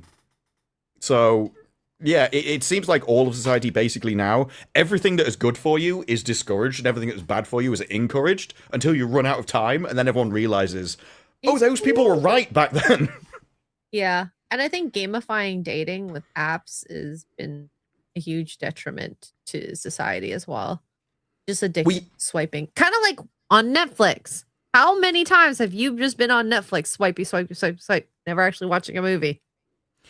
Yeah, and it's not just that, it's dating apps in general, because the point has always been, if you're running a subscription dating service and the person actually matches the person, well, they're not going to pay you anymore. So they have a built-in monetary reason to not give you who you want. So, yeah, and the gamifying, yeah, well, you can just change your location. There's always more men, you know? Exactly. Yeah, it's true. Tulsi Rowe Gabbard for 2. What do you think about Gabbard? I said, right, okay. What do you think about me in the new X-Men movie? Well... I don't know who that is. I don't know. Tulsi Gabbard is who is that? She's like she's in politics. Yeah, she's in politics. I wasn't sure if the Rogue bit was a different person. Rogue is X-Men. Look like Rogue, but with Tulsi's. Oh, she's dyed her own streak. Ah, I see why. I forgot that she had that. Yeah, there's no way that's a natural streak because it's too perfect. Yeah. So that is a style in itself. My thing with all of that would be she's too old. I'm shocked to Rogue say such a thing. Yeah. She'd probably get cast by Hollywood, though. You know. I mean, that's true. These days, yes. Thank you for the 5, Corey. I was reading the dictionary in bed last night, but I didn't make it very far. I got up to pee. That disappoints me. I don't even know why. It's witty enough to be better, but I'm like, oh. I don't know why. And MTV Steve, thank you. 31 months, thank you. No butt stuff. Ew, nasty, bro. Listen, I don't know what that is in context to because there's been a lot of that talk There's been a lot of happening. Well, probably QC Gat was Probably. Sonic Screwdriver. Yeah, it's gross. Sonic butt driver. He'll be screwing it somewhere. He has to hold it somewhere. His pockets are too small. I'm just saying. Oh, this is for you, Disparu. Tell them about the snowman ref in QT's. Oh, the ref. Okay, so there's a line in his very first you, episode. Andrew. This is the introduction to the Doctor. He is watching a young woman in a club, like a creepy stalker. And then he walks out, and she loves him because she's like, oh my god, he was dancing with another man. This guy's amazing. Literally what happens. He walks down the street, and a snowman falls from a roof onto him, and he climbs out of his mouth. And then a policeman comes along, and he starts talking to him. He's like, look, I'm sorry. I've just got snowmanned, and I would like to go home. And I'm listening to that and thinking, that's a weird sentence. So I Googled snowman Urban Dictionary, and it is an adult thing. It involves that. And it ends in the phrase, well, it starts with inserted and ends with like a carrot in a snowman's face.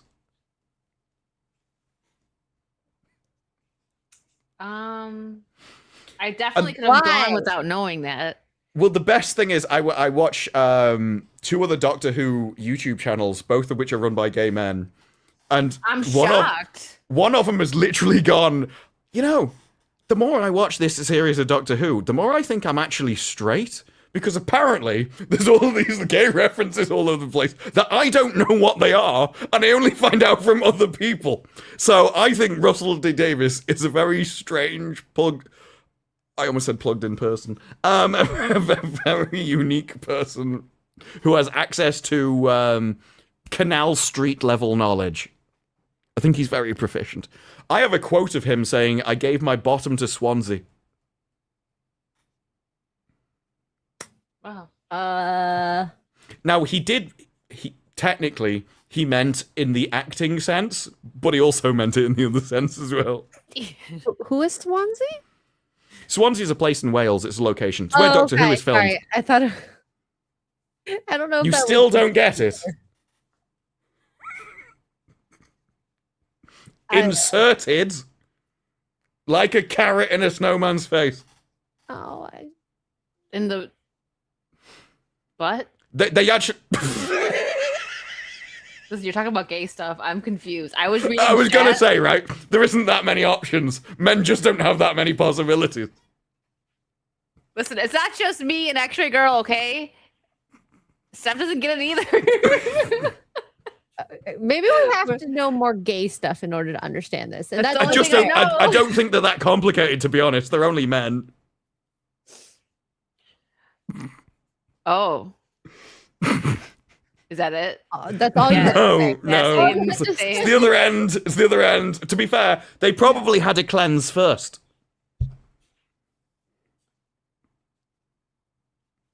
I don't know why she's got that close to the camera. I'm quite afraid. No, She's trying to like look it up, I think, but she's afraid mean, at the same time. I could probably. Oh God, I don't want to Google that. The MI5 will probably be knocking at my door. Don't put it. You're gonna get in trouble. The British are coming after. No, but I've already Googled it in the past. Oh no! I think I just searched like snowman Urban Dictionary or something more dodgy. I don't remember at the time. I was just sure it meant something else. No, God. Thanks, Don't Beth. I'm waiting for do you to talk it. Don't about do it. I'm gonna wait. You're just going to get back. Ew. I don't know how you don't get it from my description. I mean, I thought that'd do it, to be honest. It's okay. Dan What do you do Vicious- to a carrot in a snowman's I feel like I question a lot of life with Disper around. I do too. face? What do you mean, me? This is Russell T Davis. Thanks for The man who Dan. swallowed 1,000 ships. What's Followed 1,000 what? Dicks? I said ships. Oh, thank. I heard something else completely. Look, I was just trying to go for an so Odyssey confused. reference. Thanks for the two, Dan. What's loosh farming? I know. I have no idea. Let's through Google that. And Ian says, British police snowmanning, are we? Oh my Look, God. they definitely let you go, to be fair. Loosh is a metaphysical term for a type of psychic energy or life force allegedly produced by living beings, particularly through emotional experiences. She did it. I See? did. I swear I heard that. I didn't just hear what I want to hear. But I don't want to imagine men doing that. Like, gross. Sorry to the men who do that. I don't want to. No, the men that But do that, you are you gross. need Jesus. I'm not sorry. I don't want to think about anyone like in a hetero relationship either doing that. Look, Oh. what Shag pegs in his own house is his own business. I hear that it's possums, and that's just It's mainly a possums. It's a They're just too aggressive and he has to teach them a lesson. the poor possums. Ian, thanks for the 50 pounds. To keep in line with the naming of Statham films, it would have to be called Dwarf Robber. Hell yeah. And not I'm still going for, instead of Jason Statham stole my bike, Jason Statham kidnaps Warwick Davis. And then it's just him kidnapping him and running away from dinosaurs and aliens. Not Herbert. Thank you for the $4.99. The thumbnail art makes you guys look really cool. Well, I'd like to think we It's are great really at cool. lying. We're Hey. not that cool. Well, I'm not that cool. I'm that Nor am cool. I. I don't saw get that and what we're I'm like, talking Wicked can work, because Wicked makes the AI thumbnails. I'm like, Wicked can work wonders. If only Wicked had that kind of skill with plastic surgery, I'd be a lot happier. Oh, yeah.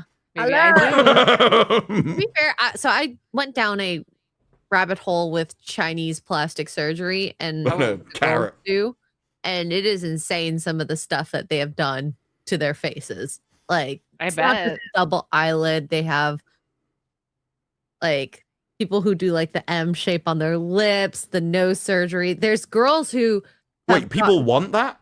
Oh, it's showing you your top lip. Yeah. No, but people want the indented M. top lip. yes, 'cause That's a sign of BPD. That's not a good genetic Well, marker. apparently the Chinese don't care. There's girls who have their eyes so open they can't like close them. They have to sleep with like they have to put drops in their eyes every now and then.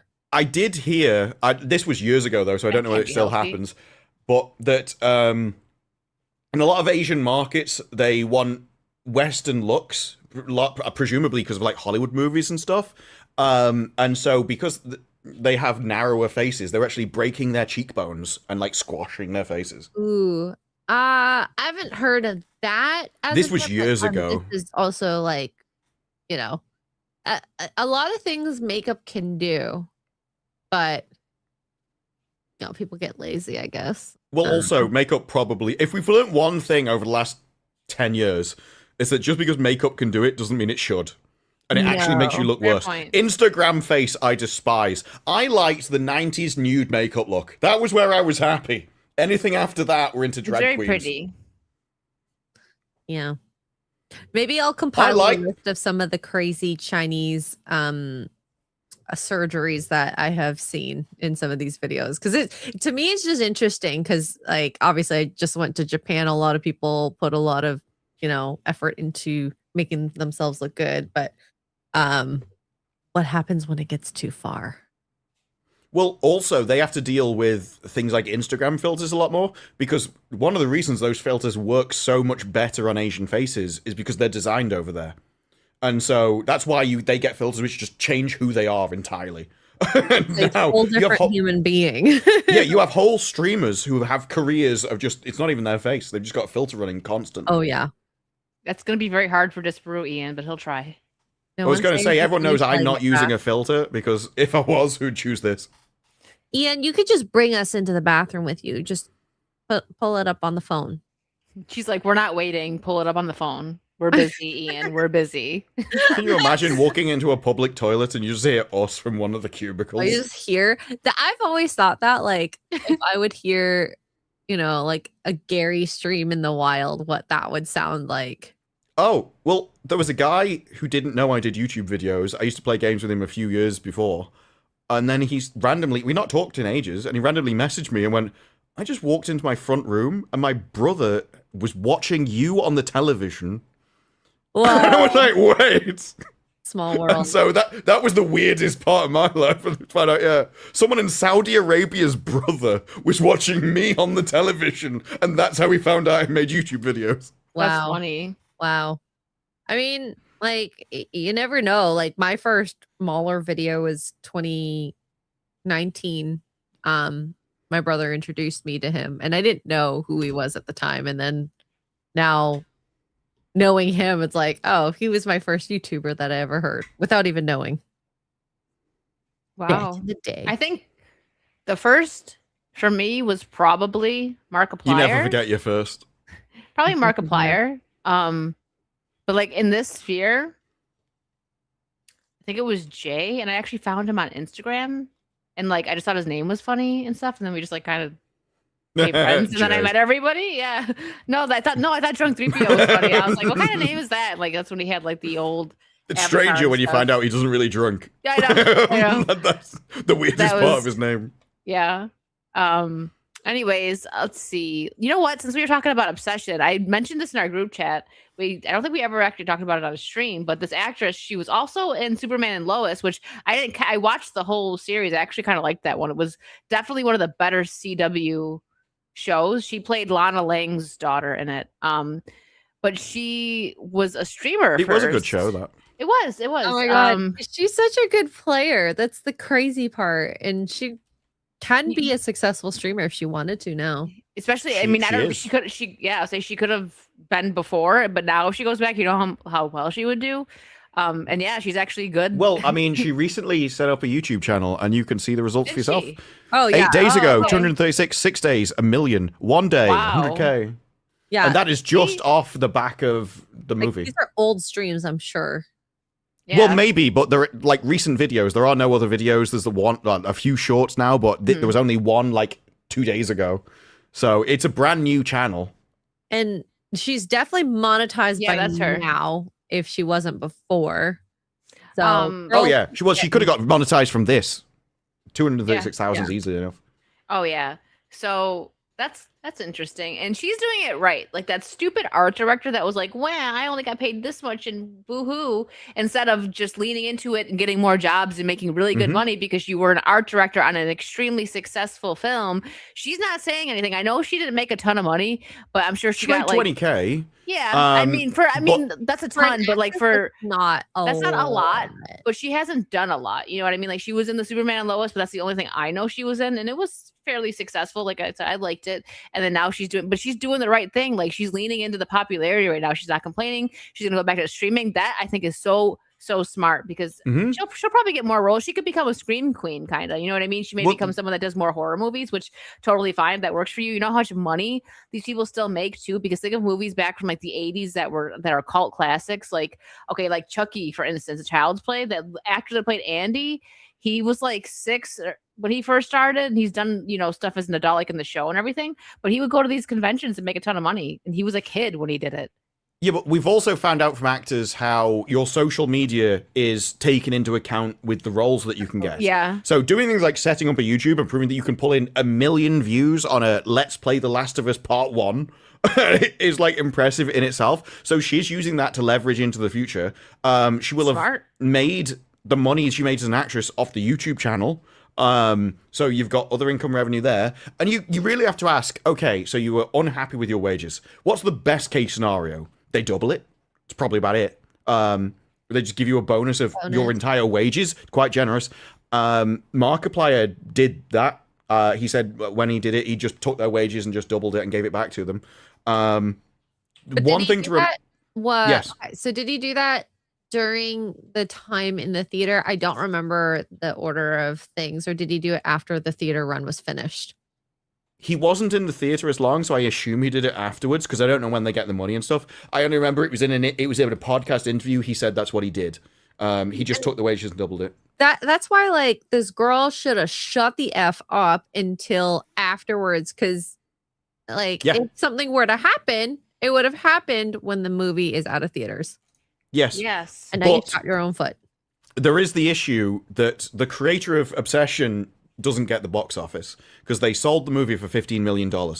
So maybe their deal took points or anything, but the most that any of the crew would be entitled to would be the $15 million it was sold for, because that was like guaranteed, no risk money essentially. And hey, if that was the case, that was the agreed upon wage. Yeah. Mm-hmm. You think the creator would come out and be like, nah. Well, no. guess what? He has a Well- new career opportunity, and he's gonna run with it. But that's also the business. And if you're the art director on Obsession and the director liked you and he thought you did a good job, well, when he inevitably does his next project, he's going to want someone he knows and can rely on. And like you were there because they could offer $300 a day. If they were there and they could offer $600 a day, they would have got someone better than you. They would have got someone with more experience than you. So you wouldn't have been able to get the position in the first place. And she actually said, if anyone else on the thing wants to come forward with their wages, contact me. So she was trying to drum up other people to cause more drama. And she said, I could have done this any of the days of the last 2 years, but I did it now. Because she knew the most damage that would be done would be when it's in the box office, when it's doing well, I can drag it through the mud. And it is just a case of you could have done anything. You could have set up your own social media. You could have got other jobs in the future. And now you've killed everything because you're too much of a risk. If you're doing this on an indie movie, imagine doing it on a movie where, like an Avengers movie. They've spent $600 million making the movie, only for the art director to crap all over them. No, you're too high risk. Yeah, it's so silly because not only did she screw herself over with that, but now no one's gonna want to hire her. Like 2 reasons. No one's gonna want to hire her, and she also could have just used this to make a ton of money, like and boost her social media, just like the other girl's doing. It's Oh God, I'm still posting as you. It's okay. That was this Peru kid. Oh, I still don't know how not to do that. Well, I'll have to sort that out at some point. you have to open another. I am signed in, of though. The stream, and then make sure you're signed. Well, you're not signed in. Just don't do it in the stream yards. I won't. I just hadn't thought, and then the moment I pressed enter, I was like, "Oh yeah, I remember last time now." Rookie okay. mistake. She will never work again, and as bad as it is, one mistake can define your life, and that's the thing that's going to define her life. People are going to hopefully remember this and learn not to do it. Yeah. Well, we think that. We want to think that, right? That these people learn from their mistakes, but then you got, what's her face? Millie coming out acting a little bit like Rachel Zegler, and is like, well, did that do well for her movie? No. Hers is weird though, because Bad. she uses language which James Gunn has used previously. So James Gunn was quoted ages ago saying, the great thing about Supergirl is she's messy, just like all male superheroes have been allowed to be before. And then she came out and went, no, the great thing about Supergirl is she's messy. And then she doubled down on it afterwards. And so I do wonder how much of that was a PR talking point of, no, we're just aiming this entirely at women and therefore crap on the men, not get the women involved in the movie. Yeah. If that's like their tactic. I really hate the premise of the movie, and I'm paraphrasing, of course. Like, you can be messy, but you can be a hero at the same time. I'm like, I mean, is that really teaching people, like, trying to better yourself? It's the whole idea of feminist. You are amazing as you are. You just have to accept yourself. It's the same message most movies have been previously. You're healthy at any You're size. great. Yeah, don't better yourself. Stay sloppy. It's okay. Mhm. I mean, if we even think of it as the idea of like, I think the easiest thing to think is weight. If we just accept ourselves as this, bigger, okay, sure, you can do that. But if you want to better yourself for longevity in your life, health and health risks that come with being, a smaller weight, healthier weight, then you should take the steps to do it. But I just hate that messaging so much. Like, I think the hero's journey is to want to clean yourself up, whatever it may be. Drinking. I don't really know Supergirl very much besides her drinking. Well, yeah, I don't think that's how she was. I mean, maybe a little bit in the comics, but I don't know the comics, so I can't really say anything. I just know that she wasn't like that in the show that everyone liked. So Well, yeah, but in this, so her backstory in this, and this is what people are using as an excuse.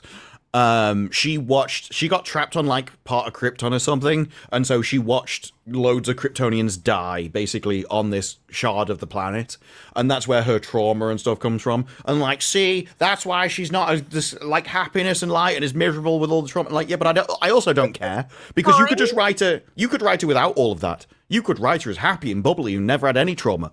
And so it's your choice. I can criticize everything you do because you chose to do it as your story point.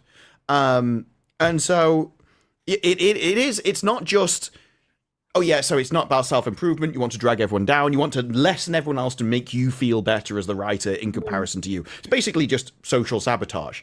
But at the same time, heroes are by definition the best of us, because no one can just be a hero. That's why no one is. That's why the hero exists, because he is superior to everyone else. He is doing the things that nobody else wants to, because he did put in that effort. He was forced to do the things. He is the person that won't give up. And this wasn't even like, so heroism is sacrificial generally. I will do something which will make me struggle so that I can save you because I'm a good person, and that's what it's my duty to do it because I'm stronger than you, because I am better than you. Whereas in this, it's everyone can be their own hero. Well, that's not heroism. That's self-interest. That's just selfishness. Existing. Well, it's not even that, because it's like, if you are powerful, like Supergirl, and you only save yourself, well, that's evil. You should be saving other people. Otherwise, you're just being selfish and wasting your potential when you have a duty to help others. So, I mean, what's she saving herself from? Drinking? I mean, like, as far as I know, the story of this movie is a dog gets tranquilized by something and she tries to stop the poison in 3 days. Yeah. So something about how is that being her own hero? The girl who I guess she finds along the way is trying to fight the guy who killed her family. No, they should have continued from the previous Superman storyline that these are 2 Kryptonians, they're the last of their species, and so she starts having kids, and then she has to protect her own baby. That would have been so way better. Basic. Yeah, rather than some random woman that you find, actually her baby is in danger, and she just goes for it. But they're so against putting just a normal family narrative from men or women into stuff now that. But everyone relates that as it's like, well, you can't fridge his wife. Why? That's a great motivation for a man. Everyone relates to that. Yeah, I agree with Steph here. The writer chose to come at this movie from the trauma perspective. That's what she related to, and that's the movie she wanted. She wanted the messy superhero that's most like her. And I'm so tired of that. These people, they have to insert themselves in everything. And you're not that interesting. That's why the movies flop. No. We need, especially when you're writing a superhero film, you need something that's like, these people are like godlike, right? So you need, this isn't going to do better than Superman. I know there's a lot of mixed reviews. There are parts of the Superman I liked, and overall, definitely not my favorite. But this isn't going to come anywhere close, I don't think. Because it's never going to. I'm sorry, Supergirl was never going to make as much as Superman. Maybe 75% at most. But with what is being marketed right now, I would be surprised if it made more than 400,000. Yeah, I think if I consulted on Supergirl, I could have beat the Superman thing. Oh, but it would have pissed off a lot of woke people. you get a 10, an unknown 10 from anywhere in the skimpiest Supergirl outfit you've ever seen, so and it is just catfighting the entire movie. Even if there was a comic run like this, which I've heard that a couple times, they shouldn't introduce her this way. No, and I mean, I feel like I'm parroting Gary, but like Batman should have been next. Well, no, you're not wrong. Like, how are you going to do Supergirl before? Batman. Like, not what's that that the same? no. Yeah, that's what's going to be so confusing. I think that's also another reason why the Robert Pattinson Batman got pushed back a little bit. Like, yeah, they probably went through some script rewrites because Penguin did really well, so they decided to write Penguin into the movie more, which makes sense because the show was really good. But they also might be like, let's push it back a little bit so that it's not coming out around the same time as Superman, so that it gets confused with that universe. Because I like the Batman way more. I give it like an 8 out of 10. I like that way more than Superman. So I wouldn't, if I was him, I would not want that movie intertwined with the James Gunn universe, like to be confused with it, because it might sway people from wanting Oh. to go see it. I mean, it's also confusing in general anyway, like Peacemaker, which version of him. And then when you get like the extreme normies, they can't tell the difference between Marvel and DCU. So It's Well, true. my dad, he liked The Dark Knight, and then when the Joker came around, he was disappointed with the movie because he thought it was going to be the Joker from Dark Knight. All he saw was Joker in one movie, Joker in another, and if you're not keeping up, I think that's perfectly reasonable. You don't really see the marketing, you don't pay attention to it, you just know Joker. So why would it not be the same person in all the movies? Why are there multiple different universes? Why do they keep getting rebooted all the time? It is a really stupid thing to do. Even if you change things, you could just start making good movies. You don't have to be like, no, I am the artist now. I need my own universe. No, because you don't matter, because you're just James Gunn. And there are loads of people which really get off on other people banging their wives. You're not special. Yeah, the Trinity should have led this new DC lineup: Superman, Wonder Woman, Batman. I think people definitely would have rather seen a new take on Wonder Woman before Supergirl. Hell no. Wow, Yeah, that was but perfect. They would need this generation's Gal Gadot, and I'm not sure that Hollywood could cast that now.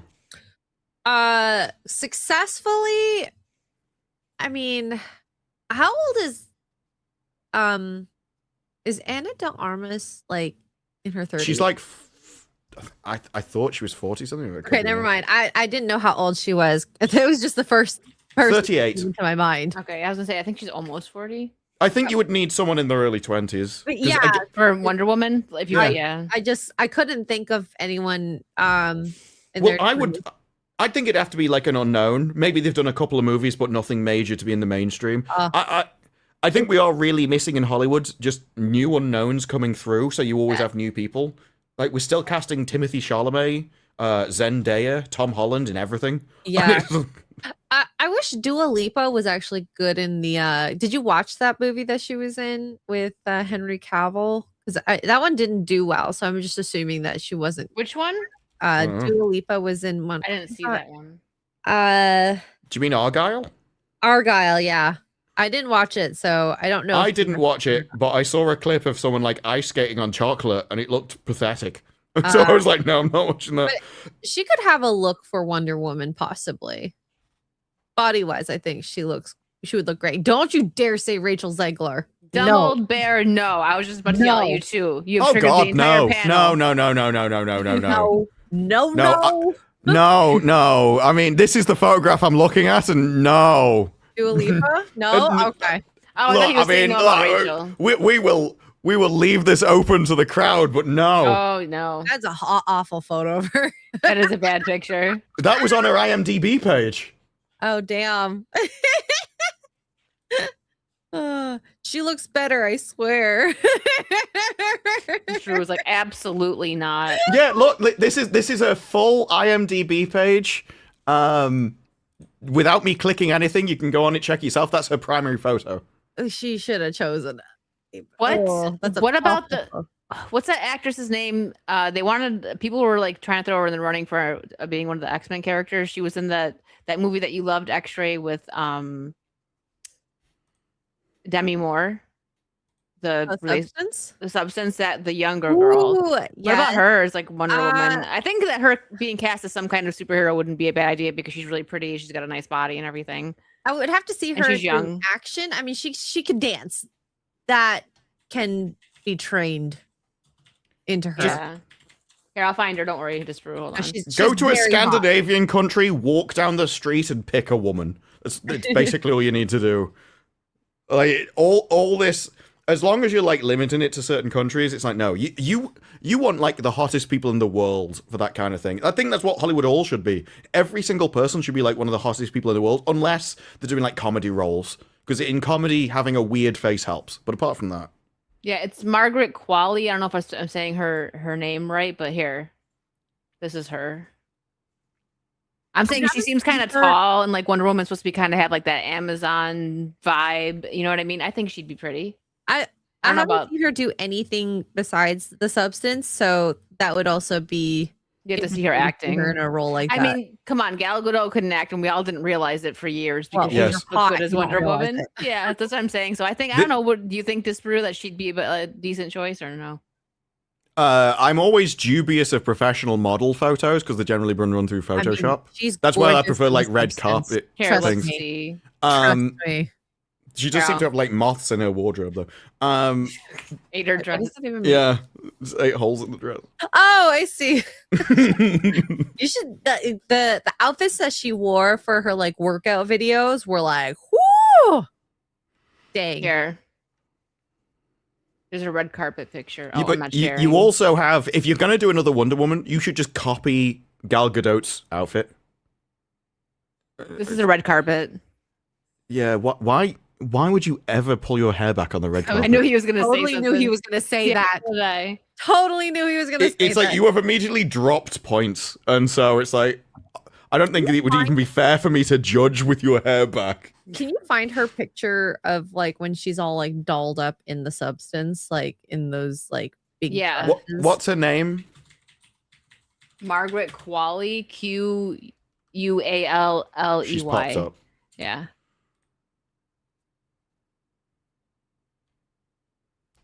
We're all quiet now. I mean, she's attractive, but I don't think she's Wonder Woman level attractive. She's more like Girl Next Door attractive. yeah. She looks bald. Ian. Like I think she would be like the girl next door, which you would convince yourself you stood a chance with kind of level. So sort of in like rom-coms and that kind of thing, but not Wonder Woman. Because you Fair enough, have to Ian. you have to be as attractive or better than Gal Gadot, which is a tall order. Yeah. But this is Yeah. what I mean. I think you'd do better just walking down a street and it's just like, you're hot. Yeah. I think Want to you'd be better. Wonder Woman? Because this is the problem Red Sonja had. She said we had loads of people that could fill out the outfit, but what I really wanted was a good actress. It's like, no, do it the other way around. You need someone who looks the part. Doesn't matter if she can act. Yeah. Oh my god. You're not doing this for an Oscar. Well, all right. Magnum North, the first one that bush farming. I don't condone that. Thank you for the five. Wait, what is what? That wasn't weird. What were we talking about? It was like lush. There was a James Bond character. It was something Oh blush. yeah. That's what it was. I'm like, what? Okay. Mr. Rich Lowe, thank you for the 5. Disprove trying to explain gay stuff and Wicked just questioning her life choices and wishing she was literally anywhere else. I was trying to explain it without saying what it was and getting past tried. YouTube algorithms. It just turns out I got past other people's algorithms as well. Yeah, sorry. Magnum Norse for 10. Thank you. Wicked puts nasty things into our heads and proceeds to blame us for it. WTF. That was Andrew. Should that was always blame Andrew Wicked. that told him to look up the snowman thing. That was not me. I'm gonna blame a man again because that's You what pulled it women up do. on the screen. What? Oh, the super The chat. super chat. Well, am I supposed to ignore Andrew? You were like, wow. Now you want me to ignore you were just Andrew. like, look, you brought it up as like, this is what our next topic is. Disprove. Can you explain it to him? You would, Hurts. You would. Yeah, see? Mongoose, thank you for the £5. At work, I had someone talk to me about how they like Dan Vasc songs, and I was just thinking I might have heard of him somewhere. Oh, you like to talk about butts, I hear. My mom likes Dan Vasc. Gary, thank you for the 5. Out of idle curiosity, Disperu, was this old school friend English or Saudi? I know a lot of Brits live in the Gulf countries for some reason. So I actually misspoke when I said Saudi Arabia. He was actually from UAE. But no, he was. A lot of Brits there. Like No, he maybe- wasn't. He wasn't British. He was actually from Oh. there. I knew him from Overwatch. That's how, like, and I played Overwatch at the start, so that's how many years ago it was. And then I started doing YouTube, and it was like maybe a year or two into it. Wow. So I love yeah, how guys make friends online, and sometimes those friendships last a lifetime. When it comes yeah, to but dating, there could be like years gaps in the middle. So I've known a guy since I was probably like 18 or something, and we will go years without talking, and then a new game will come out. It's like, you interested in this? It's like, yeah. We just pick it up as if we'd never stopped talking and just carry on from there. And then it like fades out. It's like, new game's coming out. You come up Game Boy. It's like, yeah, sure. That's just the way it works. I remember my cousin made a friend. It was like a younger. He was probably like a teenager. The kid, it was probably a kid that was like 13 or 14. My cousin was probably not even full 10 years older than, but it was still a kid. And they would play Call of Duty together. And like 10 years later, I was like at his house and he was gaming with that same kid, like who wasn't a kid anymore. I'm like, what? It was like Harlem something, some boy that lived in Harlem. We used to hear his mom yelling at him to get off the game when he was a teenager. It was cute. That's the thing. Guys have never had any kind of message or phone call where they were just checking in. That doesn't happen. It was like, no, It's like, no, I just wanted to see how you are. Those words have never been said from one guy to another. Have you seen like the shorts of like actors that were like childhood actors from like movies and stuff like Sandlot and like stuff like that calling their co-host? I can't remember the one guy's name. Someone in chat will get it. It's like he was a chunky redhead. I can't remember his name. But he was just calling all of his like co-hosts, and he put on speaker. He's like, I was just thinking about you, and I just wanted to say good night, bro. I love you. And they're like, what? They just all started cracking up. And he was recording it though, and there's like, and some of them were like, it was like adorable back, like, oh, I love you too, bro. Good night. Like, so there was a Jimmy Carr comedy thing where a guy was texting in the audience, and he went, "Give me the phone," and so he handed it to him. He went, "Oh look, Dad." And he texted his dad, "In the bath, thinking of you, X." We're just gonna see what happens. And then his dad sent him back a message, and he was just, "You need to sort your effing life out, mate." That was the only thing. Oh my gosh. Mongoose, thanks for the £2. Just checking in, Disparu. How are you? The fact that you have never sent that before until I mentioned it proves I'm correct. Well, now he's going to ask more every time, more often. Only because I said guys don't do it. I mean, he's just every time he says it now, he's just proving my point even more. And Mike, more or less from 199, Adrian Palecki could be Wonder Woman. I think she's really pretty, but she's 43, so I think that. She might be too. She was. What was this 2011 thing? She was in an action thriller. Oh, she was in. Look at this. She was in like a thing. Is this what you're talking about? The comedy Star Trek. Oh, she was the Orville. Yeah, I loved Orville. I actually really liked Orville. I was sad that it just never came back. They filmed it. They filmed a new season. They did? Oh yeah, we talked about this already. Yeah, it like secretly filmed it, and then they announced they'd finished it. It's like, wait, what? Like 10 years later. It's been at least like 3 or 4 years, hasn't it, between seasons? I don't remember. It's been a long time. Yeah. Okay. According to the AI, it's not been officially greenlit for a 4th season, but Seth MacFarlane has confirmed that 10 episodes are already written. The primary holdup is production budgets and his busy schedule, but hasn't been cancelled. Well, says AI. Yeah. Austin, thanks for the $9.99. As long as we're talking about casting choices, my choice for Kitty Pryde was Haley Steinfeld. Unfortunately, now she's Kate Bishop. Missed opportunities all around. She would have been a good Kitty Pryde, but yeah. Kitty Pryde sounds like another James Bond name. It does. Also, and speaking of James Bond, name for Ellen Page. Idris Elba said something pretty base, but according to Disparu, he goes back and forth. So it's a base comment, but he doesn't have base like takes all the time. He said that the solution to London knife crime was to take the points off the end. Yeah, take away all the cutlery, please. Like, okay. He was like, surely all knives don't need a point. Well, neither do your statement. I mean, apparently. Yeah, look, his logic. Look, if he's Bond, I will accept he is Bond if there is a scene where he tries to stab a guy and it's just blunt on the end with no point, and he's like, oh no, and then he dies because there was no point on the end of the knife. Yeah. Well, he says that James Bond doesn't need to be woke. So this particular take I agree with. Bond is big all over the world, and audiences won't all go for a black male and African male playing Bond. That's not what they like in their culture, period. Bond is so unrealistic, so a hint of reality is good, but let's not try and make it woke. I think you've got to be pure, and what it is, escapism. Don't try and answer the world's taste, just be Bond. Yeah, and the thing is, there are a whole host of other 00 numbers, and he could be any of the other 00 numbers. Yes. Like, he's a fine actor.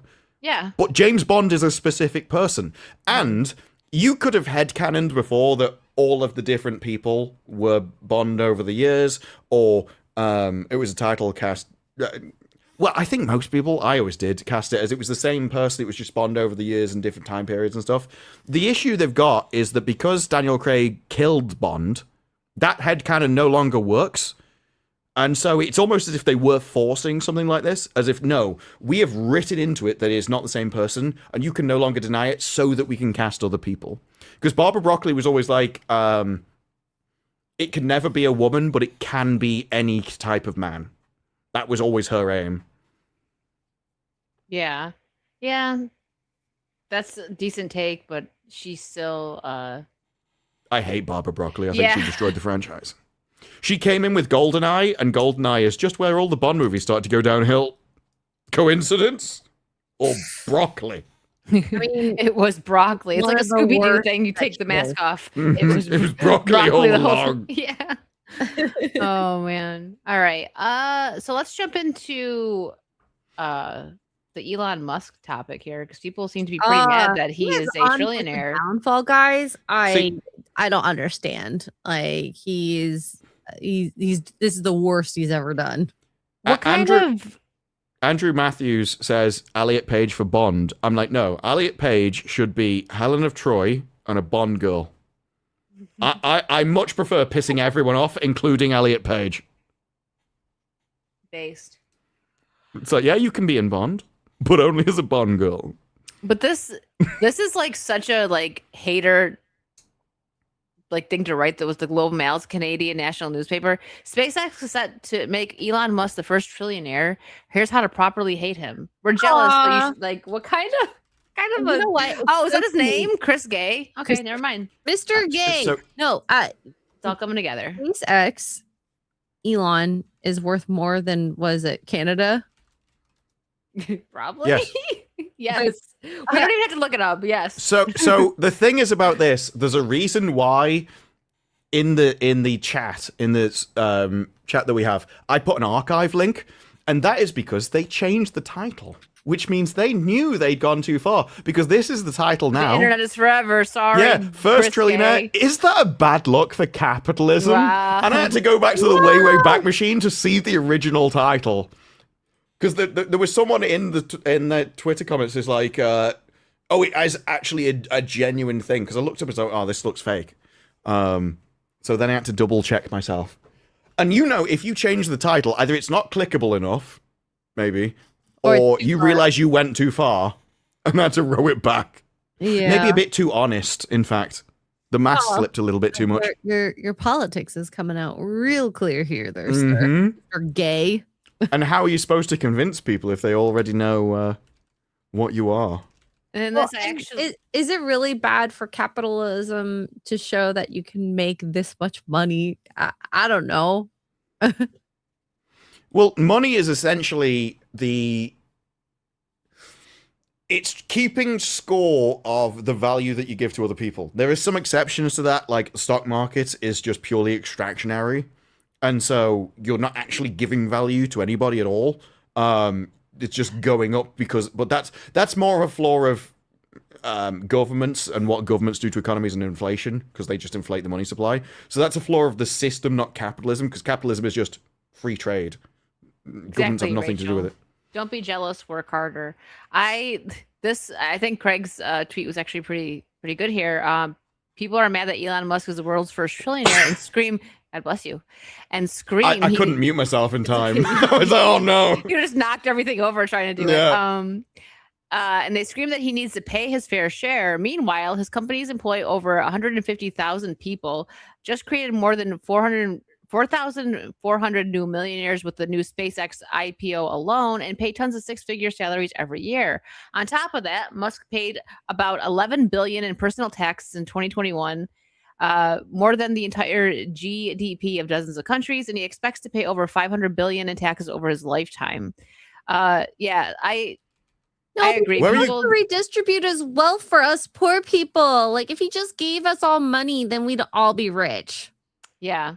Well, that's poor people thinking, like, the ones that live off the government, right? The amount of people that like just don't work and are making and living so much better lives than people that bust their butt is insane.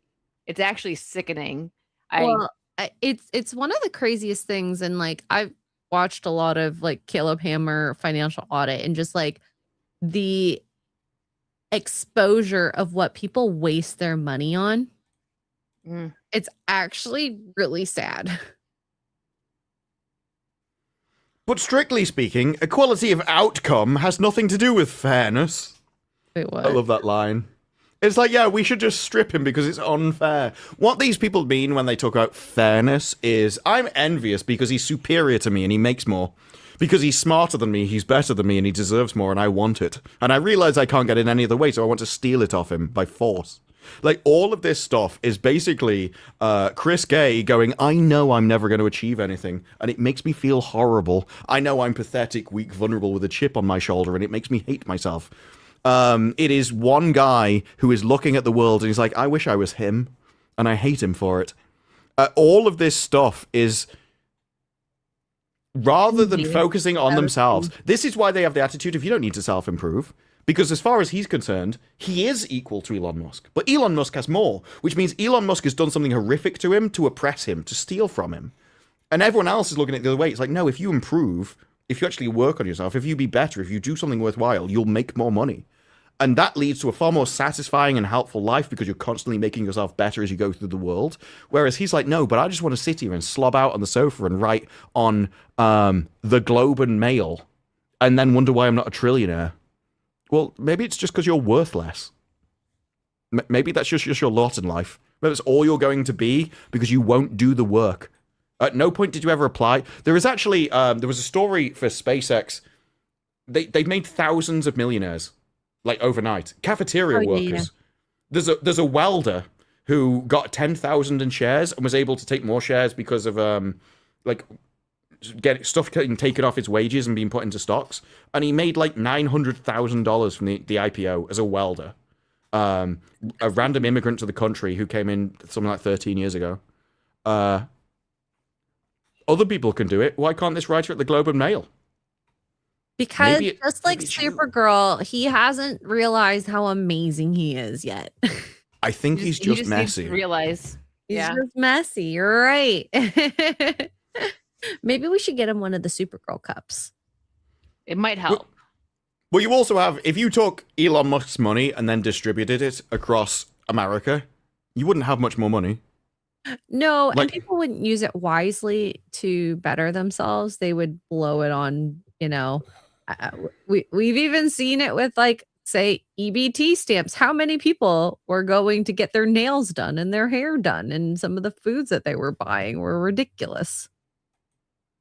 Oh yeah, it's like we've been living off credit cards, and then we just pay off the credit card with another credit card, and we don't understand the power of compound interest. Mm-hmm. Oh I always remember there was an interview with Elon Musk where the interviewer asked him a question of, so you've just been using this new technology on this rocket. Why don't you, rather than just doing it on this piece, have you considered putting it on all of the rocket? Wouldn't that help? And you can see the cogs turning, and he's like, no, actually, that's a great idea. And it's because he understands how you build a pissing rocket. How many CEOs know how to do that? Do you think that Bob Iger could make a TV show on his own, let alone build a rocket? This guy's a trillionaire, but he's also incredibly smart. That's why he has a pre-built arrangement for women he gets pregnant. Hey, and he's thought of everything. Ashley St. Clair, even though she's dumb, is still living off of it like well. Yeah, but imagine how much money she could have had if she shut her gob. I mean, like when we were looking at what she was given by Elon, the financials of all that, place to live in New York. Maybe she wanted to be close to family or whatever. That rent, and then she got a Tesla or two, and then she gets monthly payments. Like Fisher's like, same man. He could. Yeah, Elon, impregnate me. I'll take care of that baby. She was in like a $40,000 a month apartment. She had one of the Tesla trucks. The amount of I think she got like $500,000 up front with multiple tens of thousands or hundreds of thousands per month, and this was a standard contract. It wasn't even negotiated. It's just he's got that many women pregnant. He's just like, here, sign this.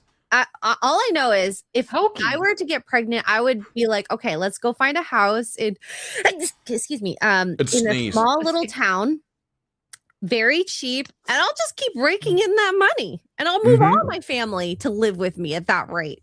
Mom, come along, it's fine. Can I come? That's so Asian. I know. Everyone else is like, finally, I can get away from my family. You're like, no, they need to move in with me. My family too much. I've always wanted to, like, the idea of family living down the street. That does not freak me out whatsoever. I know a lot of people are like, I hate living close to my parents. If they were to come over every day, I'm like, but the thing is, I want them to come over. They just have to tell me that they're coming over, you know? Elon would probably buy you a street. Yeah. Yeah, that's true. Especially like if like I said, go to a very quiet little town, as long as there's good internet. Link me up, baby, Starlink. I mean, yeah, you find some like small cul-de-sac of like a few houses. I'd be like, yeah, you know, I'll just buy it for $10 million. It can't be that much money. and then basically next to nothing for him. And you've got your own street. Yeah. I'll run the Musk daycare service. You just keep extending the street and building more houses and slowly grows. Eventually you just have Musk Town. You're gonna give him ideas. But just like, you know, the royals, we can't have I think that's why he wants to colonize Mars. I think the only people on Mars are just gonna be his entire bloodline. Entire bloodline, oh my gosh. Gosh darn it for Canadian 5. Elliot Page wouldn't be the first trans Bond girl. Google Carolyn Cossie. Oh, was Caroline female passing? Or no? A British model, activist, author, appeared in... She was outed as trans in a British tabloid News of the World. So also was the first one to pose in Playboy. Cossie is thought to have a right to be legally married, be legally recognized as a woman. She appeared in the 1981 James Bond For Your Eyes Only as an extra. Okay, so she wasn't a Bond girl, she was just an extra in the movie. Okay. Did she even have lines? What, Captain Salty? This kind of sounds like we're talking about that. We're starting our own town. No, but that is probably one to send to that is one to send to Az. Oh. 100%. I wonder if he'd be attracted. You know what? Female passing. I would not have realized that. No. But from this picture, maybe like in person, or if we've seen some more, you'd see some like features. Movies? Well, yeah. I mean, around.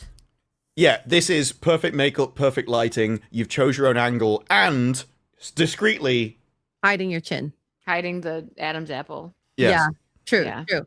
So pictures do lie. Yeah, because even Hunter Schafer, certain angles of Hunter look like a woman. A woman, yeah. Mm-hmm. And when you're really skinny as like a trans, you are you pass a lot more easily. I'm like zooming in. But that's how trans should be. If you are really truly like trying to be a trans person, I shouldn't see a beard on your face.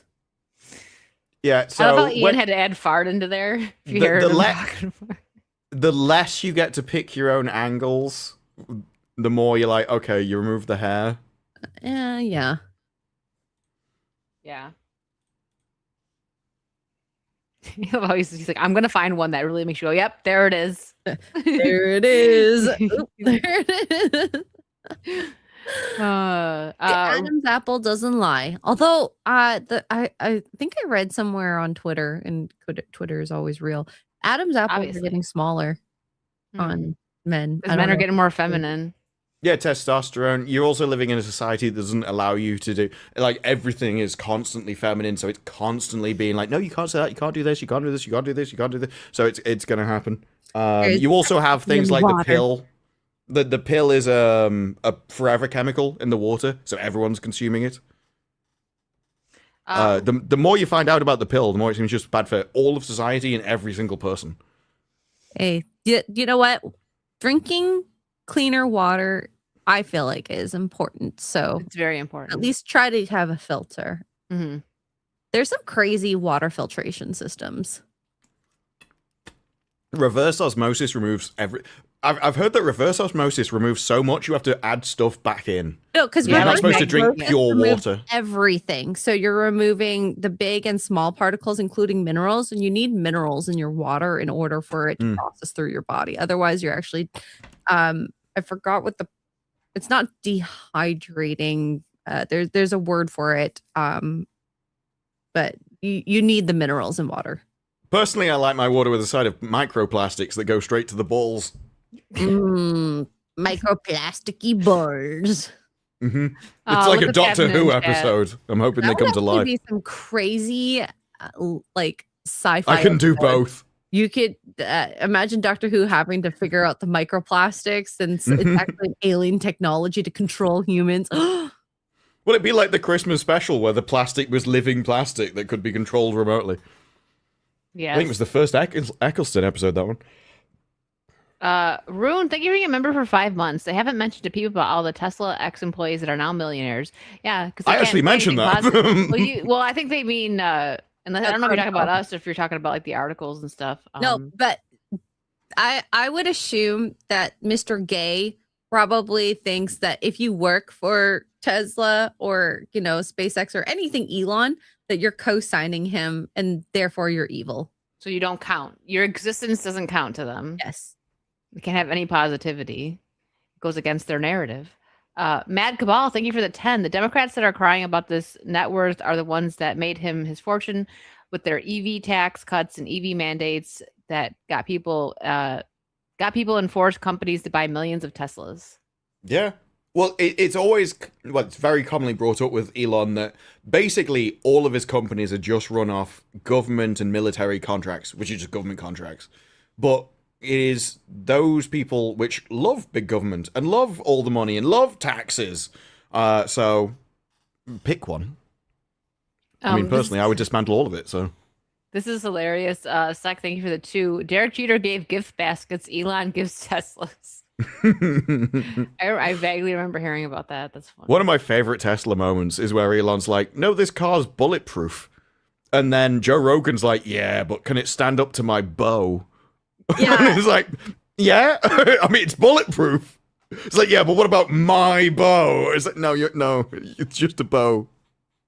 It's just a bow. It was like the ultimate sort of caveman instinct. It's like, yeah, your future technology may exist, but I use muscle power. I would, if I was told that, I'd be like, let's go shoot it up right now. He did. There is footage of Joe Rogan shooting one of the Cybertrucks with his bow. That's hilarious. Barely dented it. Wow. And everyone's like, just beware of ricochets because the arrow is going somewhere. Yeah. Back it up a little bit, huh? Not Herbert, thank you for the $4.99. Disrude, do you ever have to think about what you say because of people in the UK getting arrested for X posts? Not particularly. You get the things which people have got arrested for are very specific, like calls to violence, which I don't do. So yeah, I've probably been more affected by American censorship than English stuff, to be honest. American censorship, because people are like, America's got free speech. No, America just does it a different way. You have all of the same speech restrictions as the UK. You just get your companies to censor you rather than your government doing it directly. But as we found out during the Twitter stuff, your government contacts Twitter, which then does it. So yes, okay, Elon bought it and removed those back, but they're still in contact with like Facebook and Instagram and YouTube and everything else. So I think America just goes through an extra step to control the populace, where ours is more in the open, so we know about it.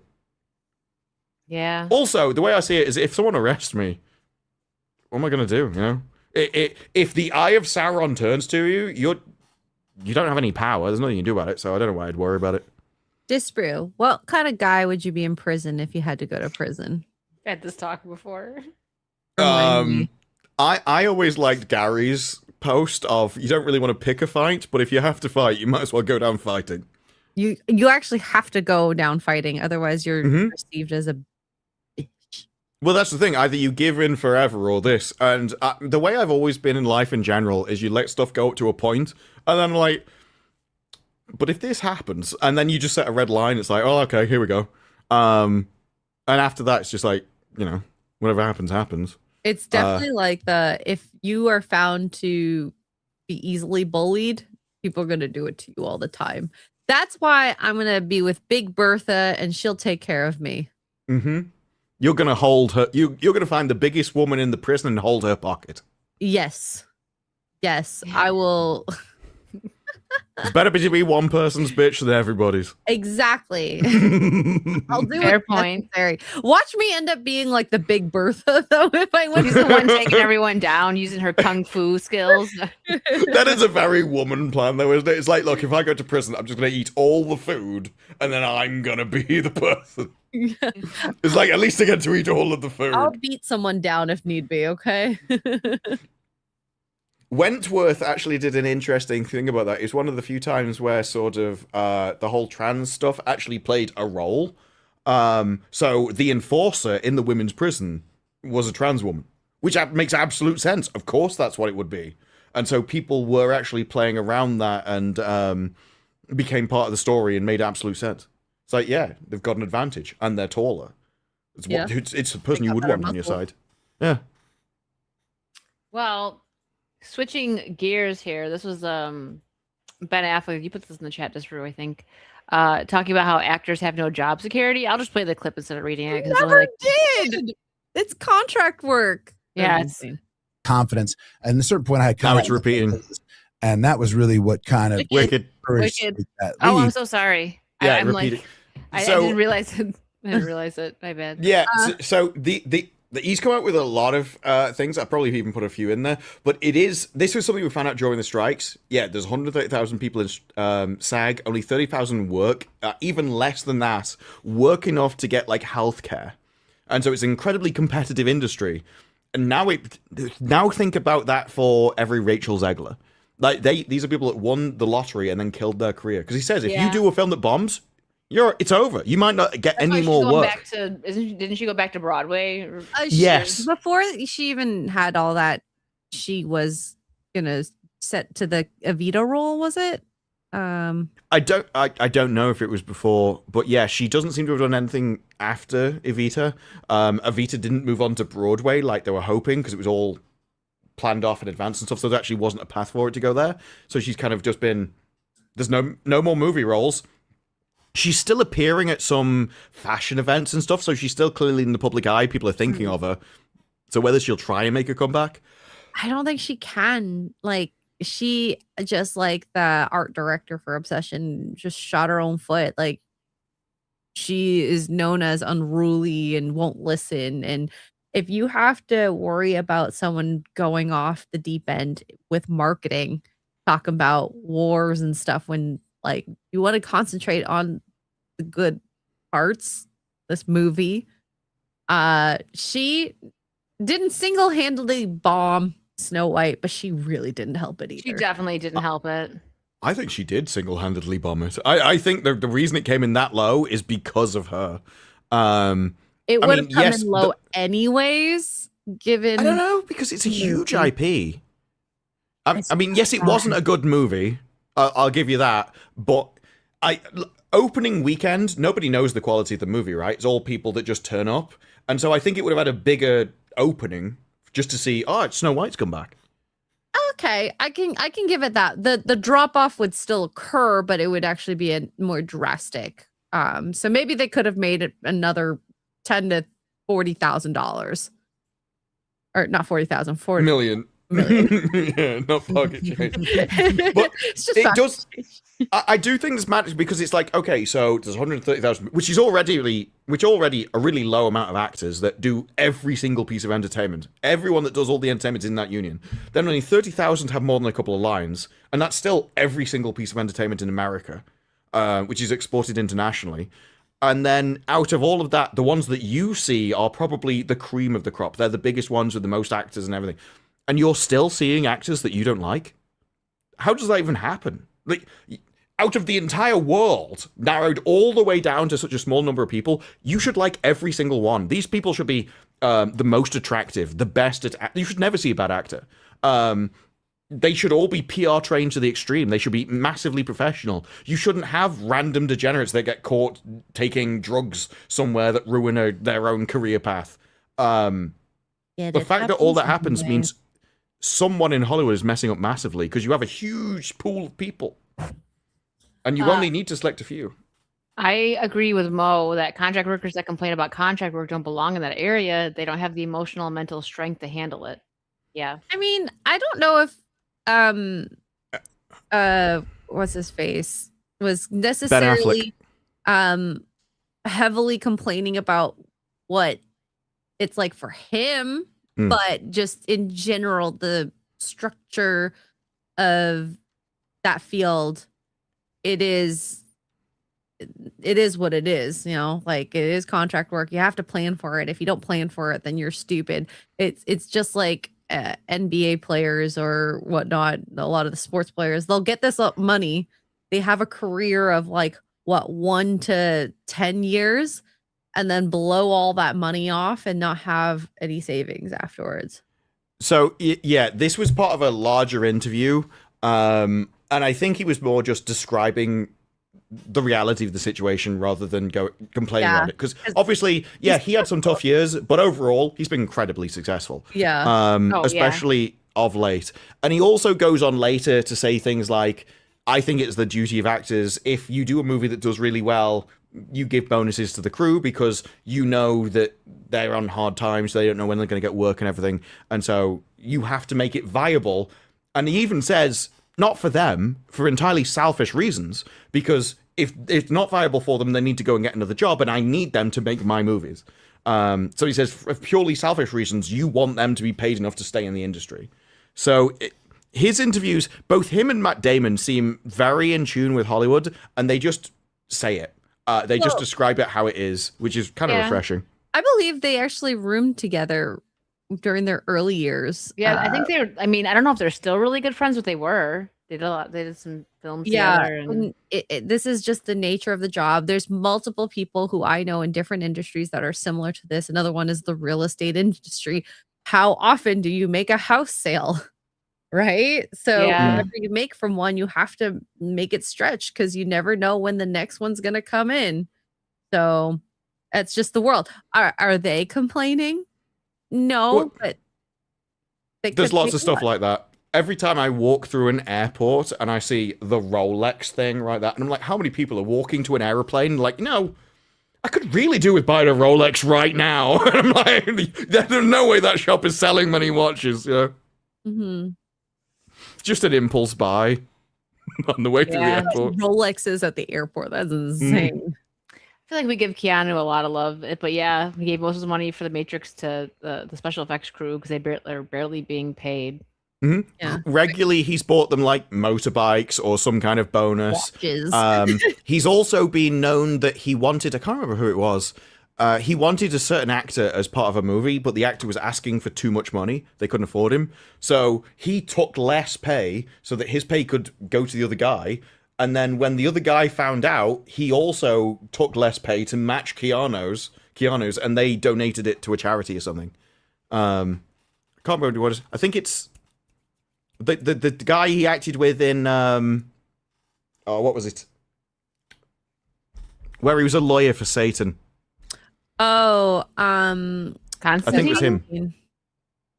No, that's not lawyer. He was just shooting. Oh, Devil's Advocate. Sorry, yeah. Devil's Advocate. Right. I think it was I think so. I'd have to look up the story, but I think it was Al Pacino. I think it was Al Pacino. I think he really wanted Al Pacino in a movie, and so he took less money so he could get the payment. I'm not gonna let you be the nice altruistic one, Keanu. Well, imagine like you get offered a wage, you go and do it, and then you find out that this guy got paid less because he just really wanted you to be part of it. It's like, oh, that's a really like compliment. Yeah, it's a nice story, and I think Keanu obviously is someone who has been very smart with his money. You can do things like that and will be charitable. Yeah, Eminem. He made $1 million on his first album, and he did not know if he was going to get another paycheck. And So he scrolled away. I mean, when it comes to the music industry, if you watch the Diddy doc, the label takes like a huge amount of the money you make as Mhm. a music artist. So when you get a big paycheck like that, you do have to think, okay, what if I don't get another one? What am I going to do with all this? It's well known that they sign contracts because they basically pick who wins. They pick who goes on all the TV shows and get all the publicity. And so if you don't sign, you're never going to be anything. And so they deliberately sign those contracts. And they know that, yeah, you came from nothing. So if they throw 20 grand at you randomly, like, wow, this is loads of money. I've never had that much money in one go kind of thing. Meanwhile, they're getting everything else. And it's only once you're big enough to Negotiate your carry contract. more power, yeah, that then trouble starts. Because now you have your own fans who actually, if you kick up a stink, will support you. Yeah, and I think with the like YouTube world and how you can become an artist without going through the labels has shown a lot of power. There's definitely, like Dan Vasc, for example, he's able to do it without all the strings. And he has his own originals and not have to be like, oh, you have to change it this, and this and that. Yeah, and he does it from Brazil, where his internet is basically 2 tin cans and a piece of string connecting them to transport it to America. Yeah. So the power of the label is definitely not as strong. And I mean, music in general is not making as much as it ever did 10, 15 years ago. So that part is kind of sad to see, but you can do a lot of your own stuff and make all the money. It is making money, but yeah, I've heard multiple artists say the where they make the bulk of their money now is tours. So just going direct to the customer rather than the streaming and everything else. Yeah. Well, speaking of docs, you just brought them up, and I know that X-Ray and I both watched this one. I'm not surprised by this because I watched this documentary and I'm like, Tyra Banks does not like to be shown in any type of bad light. I'm surprised it took this long to come out, but she's suing Netflix for defamation over reality check inside America's Next Top Model. The suit alleges producers cherry-picked just 16 minutes of her 3-hour interview to construct a false narrative. I don't believe that. It's not just her interviews. There's a bunch of other people's too. That's what I'm saying. It's other people this that is are how TV confirming. works. But the thing is, literally did that too. Your show. They did that on her show, exactly. But the thing is, the other interviews are confirming like things that she did. That's the problem. So it's like they might have cherry picked, 16 minutes of her 3-hour interview, but that doesn't necessarily make what they showed incorrect. Guess what? You said the words. That's the truth.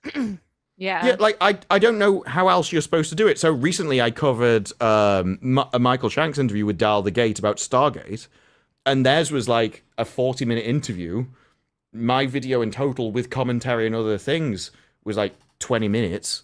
So you pick the sections, the short clips that you think are relevant that you're talking about, and that's how you cover summaries of stuff. Yeah. You do highlights. Let's just say that somebody did cover stuff and they only picked out the negative parts of an interview.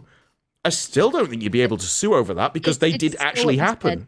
Now, the only way that she has any power in this, and I've seen this with reality television, if they franken edit things and move sentences around and words around. They make you say something you didn't say. So like beginning and end of 2 different sentences. That would be fine. I'd be fine with that. Yeah, I don't think that's what happened though. I think that she's embarrassed. I think she's embarrassed, and she wanted, some of the nicer things to be shown. But there's certain things that happen. Like one really bad moment. There was a lot. I never watched it, but the essay thing. Yes, with the guy in like Italy. You know what I'm talking about? Like horrible. So they had this girl film it, and they just filmed it. So this girl got like obliterated, like bad drunk, like to where she might have had some form of like alcohol poisoning. Like it was really bad, and they were recording her drinking, and some guy slept with her, and they painted it as she cheated on her boyfriend, but she was like non-consenting for sure. Like you could tell how drunk she was.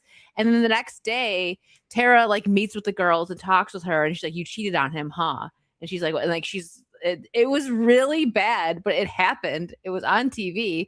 So yeah, there were some pretty bad moments, like what they did to some of these girls, making them get their teeth done like horrible, like ripped out and stuff. The head shaves are my favorite when they have to do their model transformation. There's always one. Yeah. It was. I'm sorry, is she supposed to be a model? Tyra Banks? She actually was one She's of got a weird the nose. biggest models back in the day. Like she was the first big black model Yeah. in the 90s. But she's not Yeah. attractive. Well, She's at best definitely a not- 4.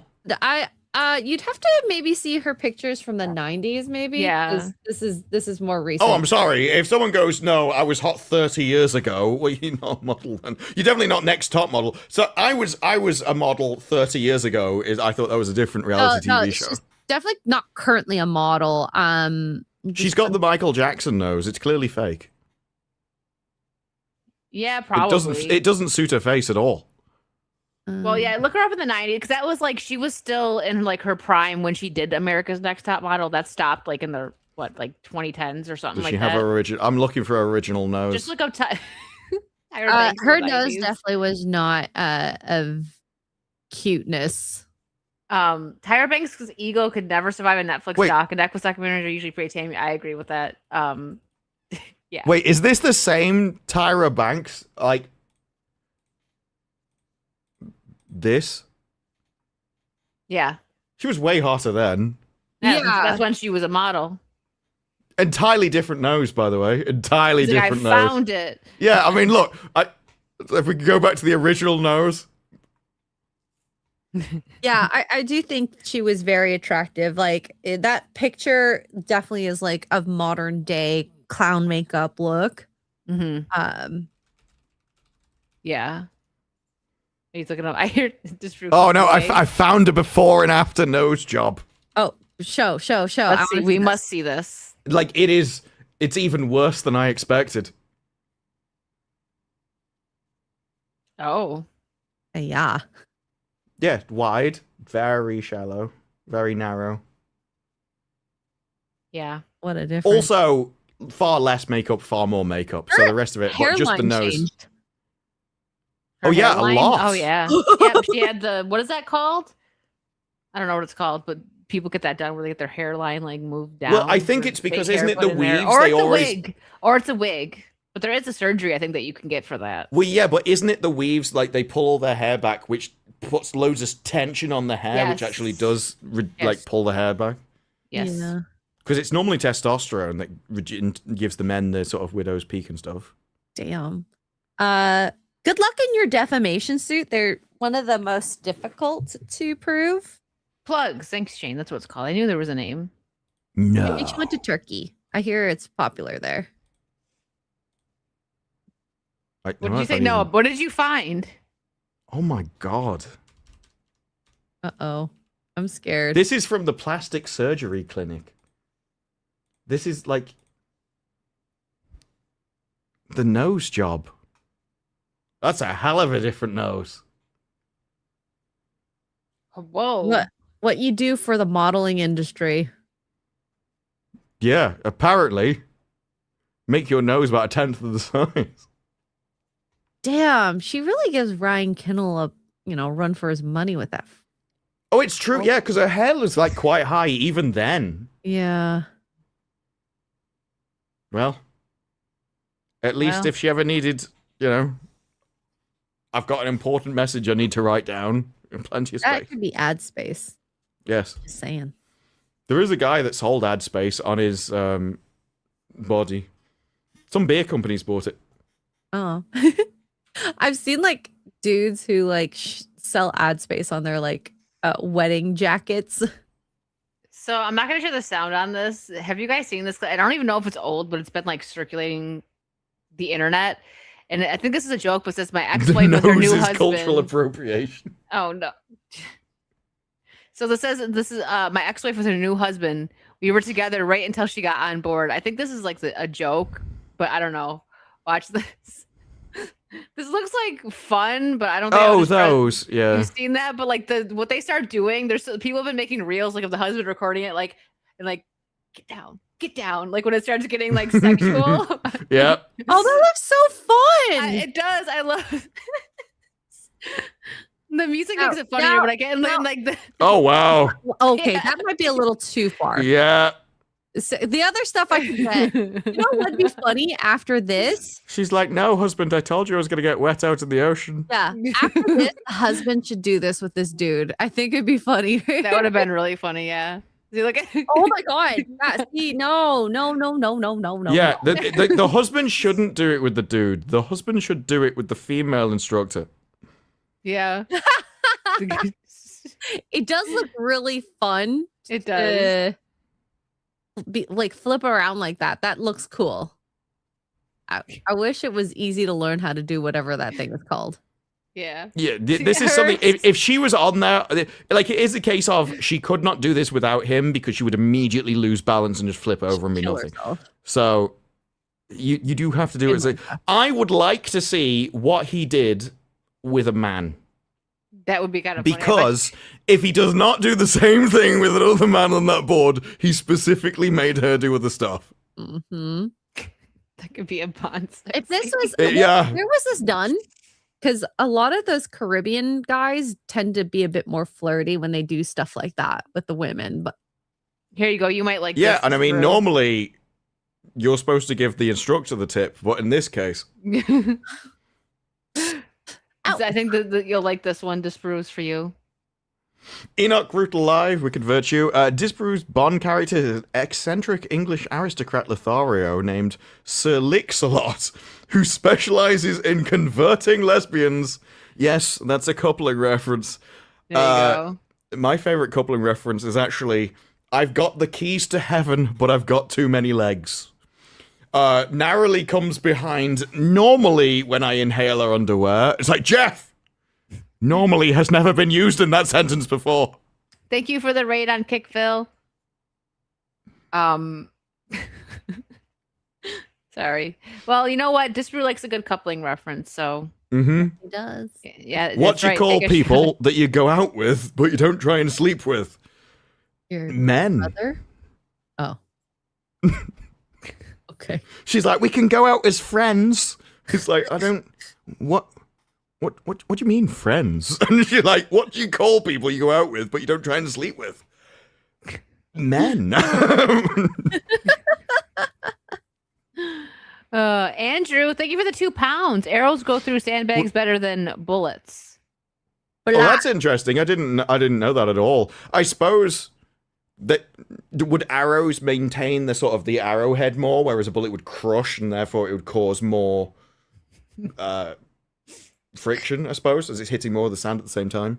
Yeah, but coupling was written by Stephen Moffat, Doctor Who writer. Really? I didn't know that. Mm.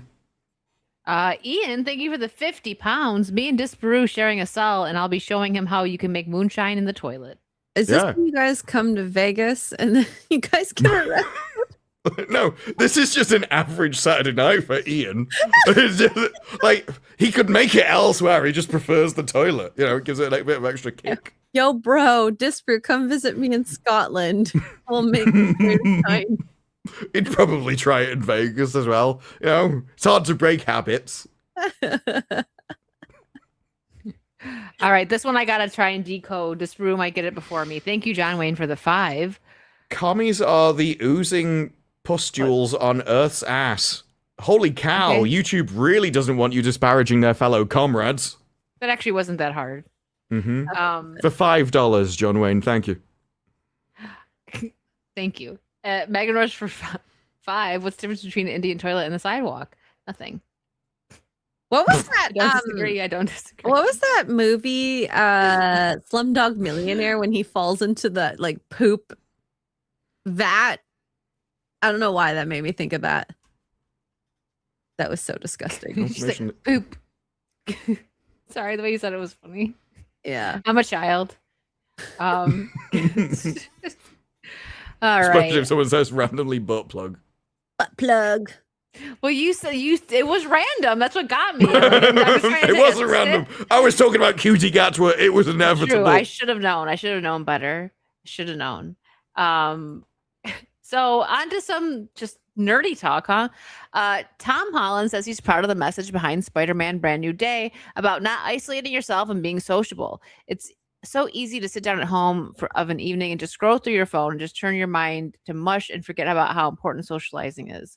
I So the thing is, it's not that I'm not excited for this, right? You guys know how I feel about Spider-Man. I like the Tobey ones better. But like out of all Marvel stuff that's come out in the last like 10 years, the only ones I've enjoyed were the Spider-Man ones. But if they really are gonna kill off Tobey Spider-Man and what is it? Not Secret Wars. What's the one that's coming out? Doomsday? Doomsday. I'm gonna be mad. Like I'm gonna be in that theater just like raging. I'm gonna be so mad. Like how dare you? The rumors have been that they may kill off a load of people, but they'll just reappear in the next movie. Like no one ever truly dies. Yeah, like Infinity War. Yeah, we killed half the universe, but they just pop back into existence. Yeah. Sorry, Jay's having a good time over on Kick. Retired. And back for that's one of my favorite emotes. I used to use that all the time on Twitch. Now, I actually was kind of interested in Spider-Man, the next one, because we're going to see like Tom Holland actually truly be like a Spider-Man, but it just seems like he's still simping for MJ. And of all the people, Zendaya, like really, that's the one you just had to get obsessed over. I think it would have been interesting for him to be like, okay, let's not ruin her life. I already did that once, and try to pursue a new relationship in his new life that he's moved out of. Yeah. That's when they could bring in Gwen. Are we really saying that Tom Holland, using his superpowers, couldn't go to the gym, lift a lot of weights, and then get a gym bunny? I don't think that Spider-Man would struggle to get women. But I would like him to not still pine for Zendaya. It just, it's boring. It's tired. I don't care. And in real life, they're freaking cute as heck. Whatever. Let them be happy together. But he doesn't not have They're only cute because he's tiny. Yeah, well, that's true. And I think this is why The Odyssey is filmed in IMAX, just because it's the only way you can get him in frame with normal men. She's so skinny that it almost seems like she's tinier than him. No, she's tall. She's way taller than him. Oh, I know. Like 2 inches. Oh, yeah. Black cat. I actually think she carries him around in a matchbox in her pocket. Oh, my God. I watched Euphoria, and she plays a tweaker really well. I was just going to say that out of all the roles I've seen her in, so Euphoria isn't like, I understand why people loved the movie. Like visually, the first 2 seasons were great. The music was pretty good, but it's not like me personally. I'm not the target audience for it, but I do understand why people liked it. And I do think that Zendaya did good in that role, actually. It was one of her best roles that I've seen. The other one being The Greatest Showman. I actually really liked her doing like the Broadway style esque stuff. I liked that one too. So that show, had a lot of boobs. It had a lot of boobs. It had a lot of Sydney Sweeney boobs. It's not gonna be Zendaya's. No, Zendaya didn't want her. She was more of a tomboy. I don't think she would want to show herself like that. We also saw Hunter Schafer naked a lot too, so I suppose that might deter some people. Was he doing the windmill? Yes. Mongoose. Not that I've seen. Thank you. I thought Wicked was confirming. Thank you. Oh no. Sorry, I'm talking in both chats because did Zendaya do a lot of ironing? No, but she played this and I actually quite like this storyline of an addict. And the portrayal of it, I thought was quite interesting. And how bad addiction can affect families and friends, and just the process of it all, and what it can do to affect your life. Yeah, you watched the whole thing, like you finished it and everything. I finished it last week. Yes, same. I thought the ending was actually pretty good. There was parts of this season that were really weird, but the way they decided to end it, like you said, like showing like the harsh reality of addiction and everything, even though what happened to her wasn't really like an overdose, but But the thing is, you never know what you're taking, and so it's always a risk unless you get it from, of course, like a certified, pharmacist, like it's prescription, an actual prescription. But of course, you're not going to get recreational drugs from prescription from your pharmacist. So, it's your risk. And drugs are bad, especially when it can affect your life that badly. Yeah. Nope, it's true. But yeah, I do agree with you on that she did good in that role. Yeah. But the other plot lines I didn't really care for. No, it was weird. You can always tell on a show. Like I said, this wasn't totally my thing, but like there were some parts that were like okay in the first 2 seasons with me, and you could tell that um the writers changed, Oh, that yeah, people and, left and like Cassie's story about her being an OF model and linking it with like gangsters and that was so strange. It was like he was strippers trying to go like Quentin Tarantino or something. and then her husband being a really bad person with money who also dealt with gangsters. They turned him into a like Complete Nate. nut. Yes, yeah. I was trying to think of a different word, but that's No, but really he was. it's exactly what it You're dating was. this person? Oh, good. Yeah. It was really weird, especially because they were married too. This was like, I don't know what's going on here. Yeah. Sounds really boring. I was It's more bad. happy when we talk about Sydney Sweeney's chest. But you did get to see Sydney Sweeney, giant Sydney Sweeney. Do you have breakfast timestamps? No, but I'm sure Because if I you feel go like I could to- fit this entire season into about 3 You- minutes. You could probably find. There's like websites out there, and then she does a sex scene in the second last. What season is episode. it? Season 3, I believe it's the second last episode, where she's banging the actor. This was like, I'll find it right now. It's old. So I'm just letting chat know if you guys want to find it, you can find it. Yeah. Yeah. I was supposed to review it with Vera, which is the only reason I actually watched the show, and we haven't. So I'm like, did you troll me, Vera? Thanks, good one. Because Yeah. she says that I never watch any of the bad shows or play the bad games, so maybe if she did, that was a quality troll, and I can't even be mad. Maybe if you guys talk about it, I should come on. That'd be I'll tell her. fun. I'll be like, I already invited X-Ray on. We got to talk about it.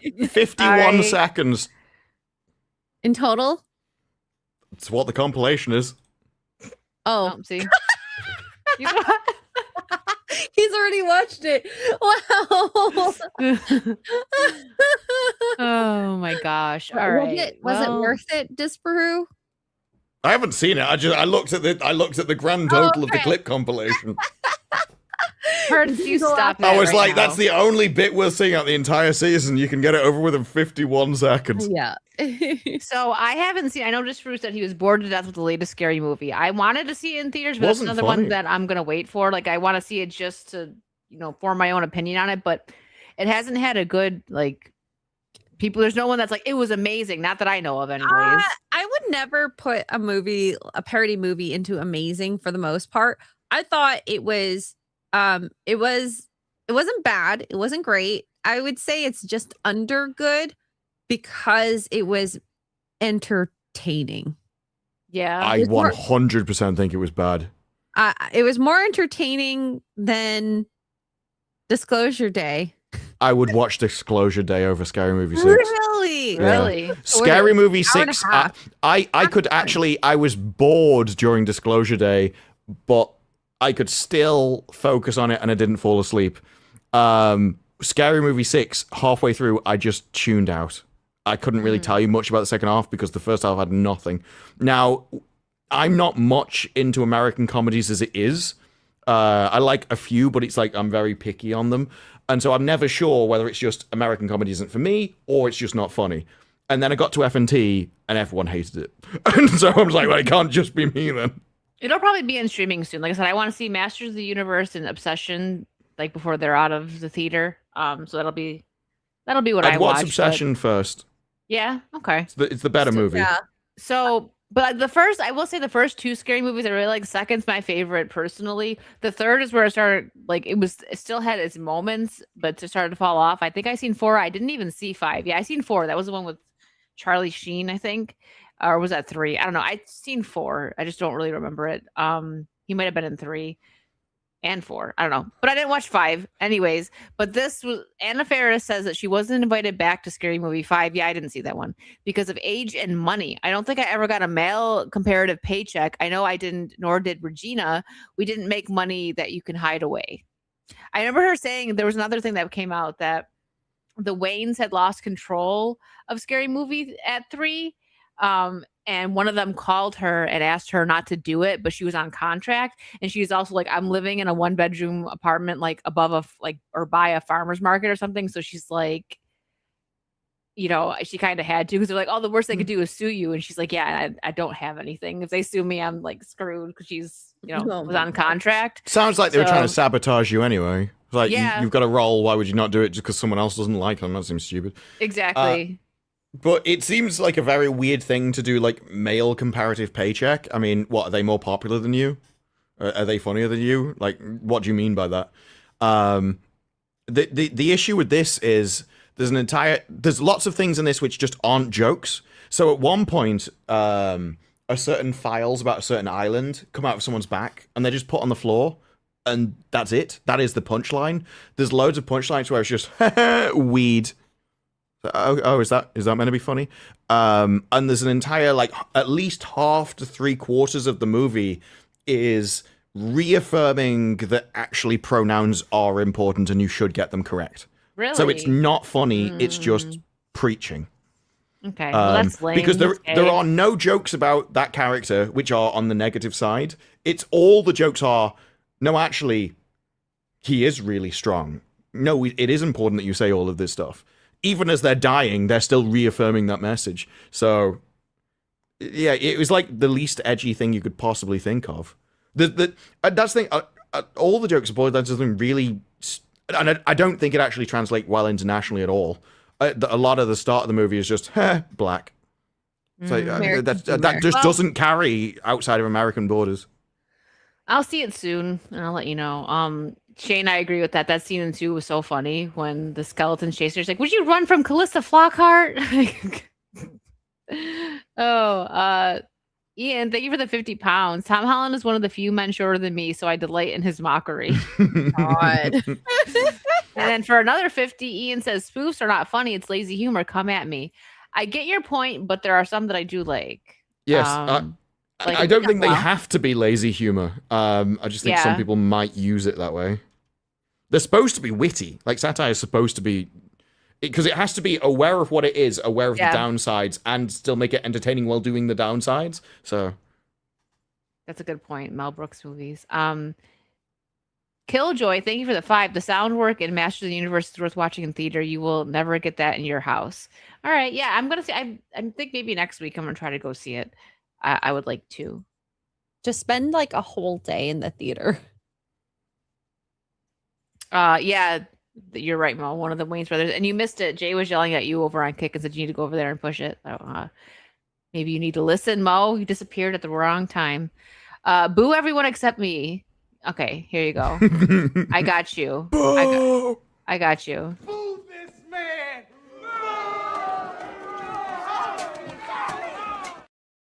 There you go, Ian. Everyone got booed. All right, so we're getting to that time. Thank you guys so much for hanging out with us tonight.